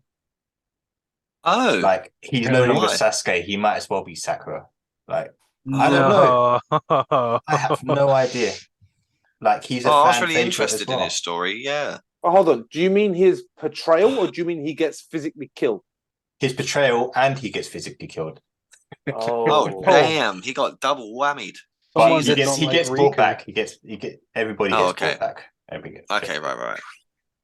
Okay. Wow. So it's not 100% like Infinity War. Wait till the next game. At least it fixed itself. Yeah, right? yeah. Okay. It fixed itself before the end. And then everybody didn't like the original ending. So there was actually DLC that came out where they added a couple bits and retconned the ending, added some more to it, added some more depth to it. Rikesh does not look happy. It's not a good way to do things. Yeah, it's annoying when people will have to do that. Like when people will see the backlash for the way that they'd released it, and they have to make a whole. It's like Zack Snyder and his fucking director's cut. Just do it right the first time. Don't fuck around with it. Just do it right the first time. Fair enough. Spend how many years making this game, and to be fair, it does sound like Disney got involved too much, and they had too much of a say in what happened in the game and what was allowed and what wasn't allowed, which is maybe why some of it got cut. Otherwise, it could have been great on paper. It sounds like it should have been fucking amazing, but I guess obviously didn't plan out that way. It still sounds like it was more good than bad, though. Right? Generally, yeah. Like the DLC, I guess, did fix a little bit. Like for me personally, like there are just some story bits that don't sit well with me like that. I feel like could have been done better or done in the more complex Kingdom Hearty way that we're used to, rather than just trying to tie up all the loose ends and sweep it away kind of thing. Okay. But the DLC itself received mixed responses based on Metacritic. IGN criticized the new boss characters were too difficult to defeat. I don't think that's really an excuse for things. Like the new boss battles I did enjoy doing. They were really difficult, like infuriatingly difficult, but I'm glad I did them. Yeah. GameSpot and Game Informer called it a director's cut, with the former praising the inclusion of Riku, Akron, and Kairi. Akron is someone we haven't touched on as playable characters, but criticizing how the main fighting area, the final area, the Keyblade Graveyard, had poor design in contrast to other worlds previously seen. JXV said the high difficulty of the boss fights in the DLC offers was Square's response to gamers' criticism in regard to the easy difficulty of the actual game, and return of quick time events from the previous game. So they didn't have a lot of the reaction command quick time events, which were kind of like executable cutscene flashy moves that you could do. Instead, they had these moves called attraction moves, and they were all based on Disney rides from Disney World and Disneyland, and you could execute those kind of you kind of like summon these rides that do like big area of effect attacks, and they would come out over and over and over again. And they gave you an ability to turn. You can turn it off if you don't want to use it. Like, it's cool the first time, but after a while, it really did like. I'm sorry, and who's wielding that power? Sora. That's so fucking weird. Was there any justification at any point where that's too you IP, have man, some too kind much. of ability to summon trains and rides or whatever? Is it just... No, this is a new I remember power. the trailer. There Power was of like a light. massive train. Yeah. That came flying out, and he was like riding the train and everything. I don't know what world that was in. I remember seeing a massive train just spawn out of nowhere. Doing He was just in Disney World. Yeah. Literally, he just went to Disneyland and was like, all right, this is me think now. when I first showed you that Kingdom Hearts 3 trailer, I think that was just one of the things that he suddenly does. And that's kind of like, I think even myself, when we all realized like, what the fuck is going on in this trailer? Like, it's the second time I've watched the trailer and I'm there thinking like, this is fucking random and fucking crazy. But they just tried to shoehorn a couple of flashy things in. It looks very flashy as well. Mm-hmm. Like, it's not subtle. I'm looking at one of the attractions with teacups, and it's just like lights everywhere. And to have this repeatedly would be even visually quite overwhelming, let alone the sound effects. Yeah, it's like, look at this, look at what you can do, but you don't really have any control when you're doing it. So. I'm surprised they don't put a little fucking QR code at the bottom corner of the screen where you can like book your Disney tickets or something. Hey kids, you like Disney's this? Merchandise Get page. mommy's Buy our phone, stuff. Get daddy's credit card, and buy. In regards to narrative, Game Informer found it disappointing. While the game allows the player to explore a new area and see some Final Fantasy characters, so they appear in a cutscene in the DLC. They are not properly followed. Still, they felt the new cutscenes helped improve the game's final act, making the story more enjoyable. They give Kairi a bit more screen time, so she kind of gets, she kind of gets made into the damsel in distress, like, again. But they kind of retcon that a little bit as well, make her playable, make her part of the boss battle. Okay. This is all they've added post. Like, this is all the DLC stuff they've added after. Yeah. That's annoying, man. Pretty much. And they do this whole thing as well where Sora rewound time and stuff like that, he kind of pays a price for it. So he saves everybody, but something happens to him, he gets transported somewhere else. So I think that's their whole thing of, you're no longer going to Disney Worlds. Now you're going to end up in this more realistic Square Enix looking world. Okay. Yeah. All right. So, is this a DLC that you play after the fact of the game, or is it one of those ones where you replay through the whole game and it kind of adds things as you go as well? I can't remember. Because I'm pretty sure, obviously, I beat the game before the DLC came out. Yeah. And then in these games, when you beat the game, like, it kind of resets to obviously before you've done the final battle. So yeah, putting the DLC in and then playing the final battle again, it was different. I think that's where it kind of took off. But I think there are a couple of things within the story within the mainline story that sort of change as well. I'm not sure. This is not a DLC. This is a DLC. This is a retcon. It's a patch through a DLC. It's a patch. It's a patch update. Yeah. I dare to ask, but I imagine that people paid for this. It's paid. Fuck, man. Nah, man. Annoying, man. Mm-hmm. So leading towards the end of 3, where obviously Sora brings everyone back, everyone's now all cool, but the price for using that ability, which I'm guessing he never really had before, because that seems a bit OP. Now that he's used that, he's getting put into a completely different area, and I'm guessing that is what sets up Kingdom Hearts 4. Yeah, pretty sure that's where they stray away from the Donald and Goofy and Mickey, even though what's happened to Mickey? Like, is he in? Mickey was there in the final fight as well. Yeah. Oh, cool. Okay. Playable. Yeah, Mickey likes to hang out with Riku. He wasn't playable. He was like in Riku's party. The way you say that, it's like he's just in the corner, like, Riku, some crazy shit. This realm of darkness ain't so bad, Riku. It's so bad. If they're obviously it's Square Enix's game, right? It's theirs, and they're using Disney's IP, so they have to kind of partner with them, but they're still the main developers. And it's not being orchestrated by Disney. So if they've gone into a more Square Enix-y world, I guess that's even in the real world kind of them kind of saying, we're going to take a little step back from you, Disney guys. We need a space to make our game, maybe possibly our way. Yeah. I don't want to blame Disney, but Disney just seems to be a bit too involved in too many things. Yeah. That's what it sounds like to me. Possibly, yeah. And I imagine it's only gotten exponentially harder since the first game. Yeah, I imagine like straying away from Disney will really only work in their favor, right? As you said at the time, like, the reason why they got the Disney characters to begin with because they were trying to compete with Mario. Yeah. It was like the closest thing that could compete with Mario at the time.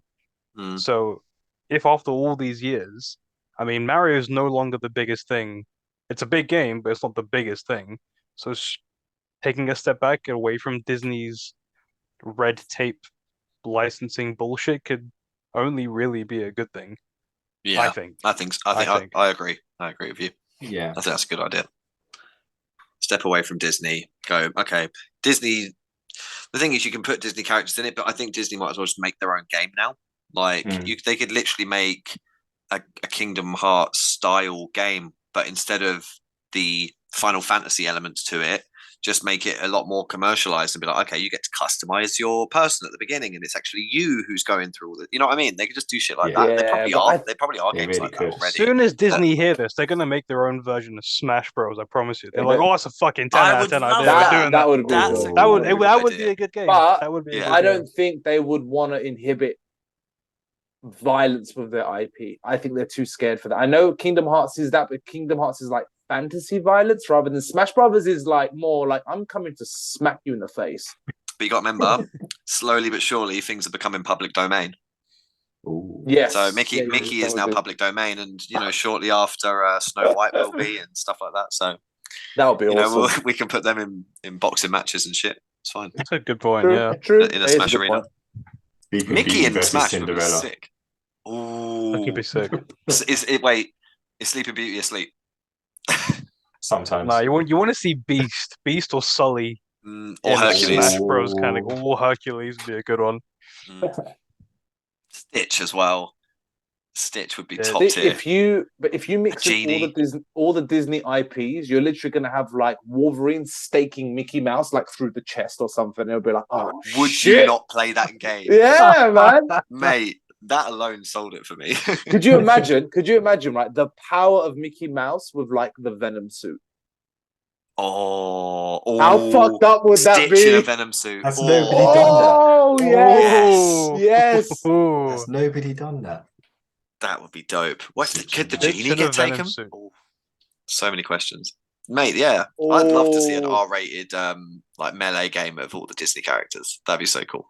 But that would never happen. As cool as shit as it would be, Disney would never in a million years. But yeah, we're gonna do that. Yeah, go for it. Yeah, probably not. Well, maybe Deadpool like genie. Yeah. Oh, Deadpool genie pool. Boys, so there is rumors from May of this year that Disney and Square Enix may be working on a Smash Brothers inspired game called Disney Domination. What the fuck did I just say? Where's my royalties? Give me the money. They have literally just uploaded that article saying it was dated back because they were like, "Oh, that's a good idea." It's rumors, but it's not impossible.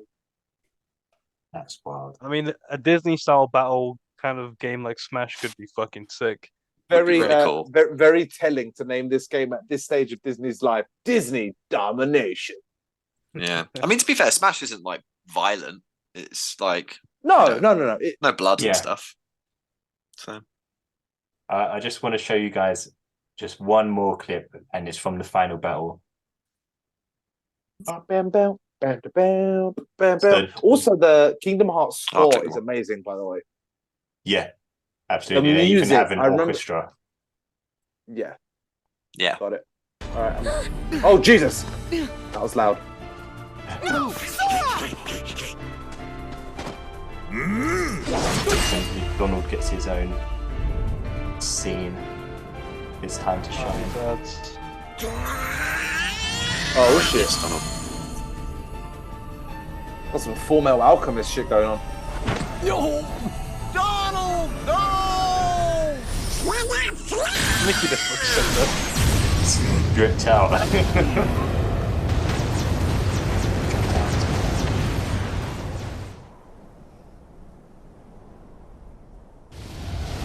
Oh, shit. This is some Dragon Ball Z shit happening in here. Whoa.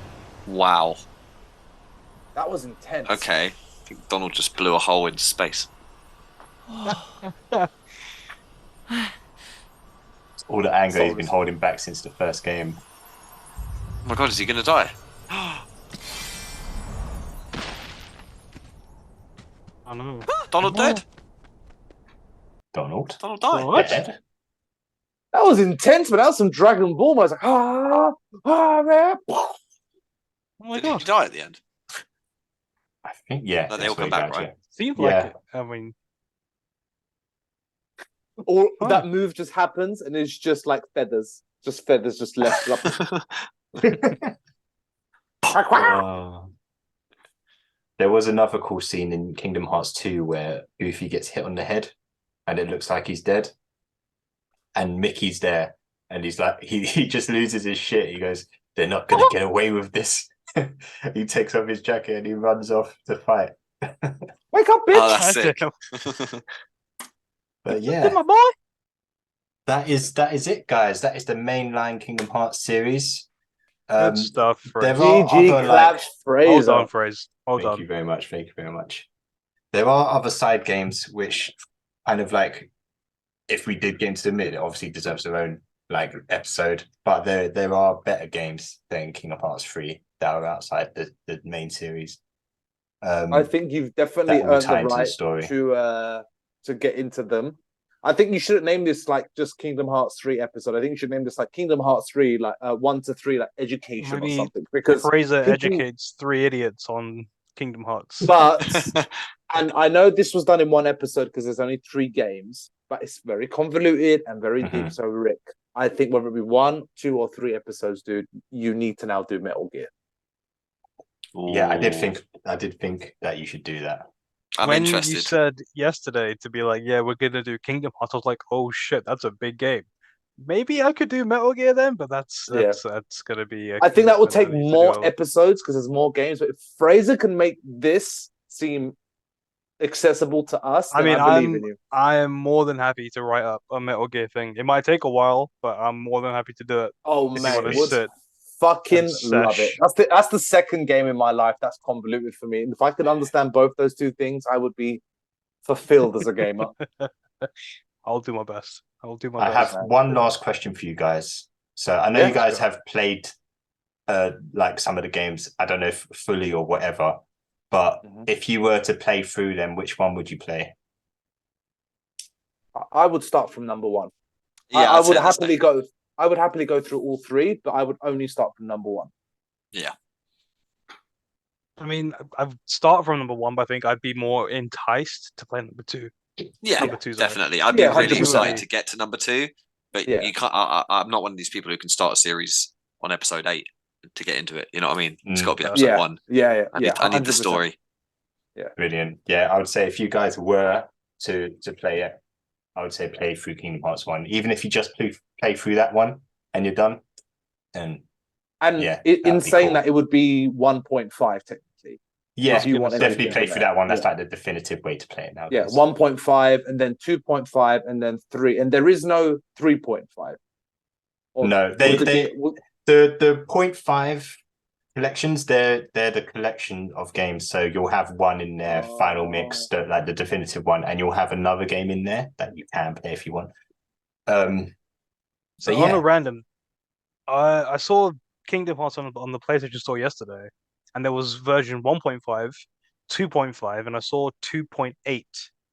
Oh, Is that just some random thing? Oh, is that shit. canon? 2.8 is it is canon. It's basically Unreal Engine tech demo.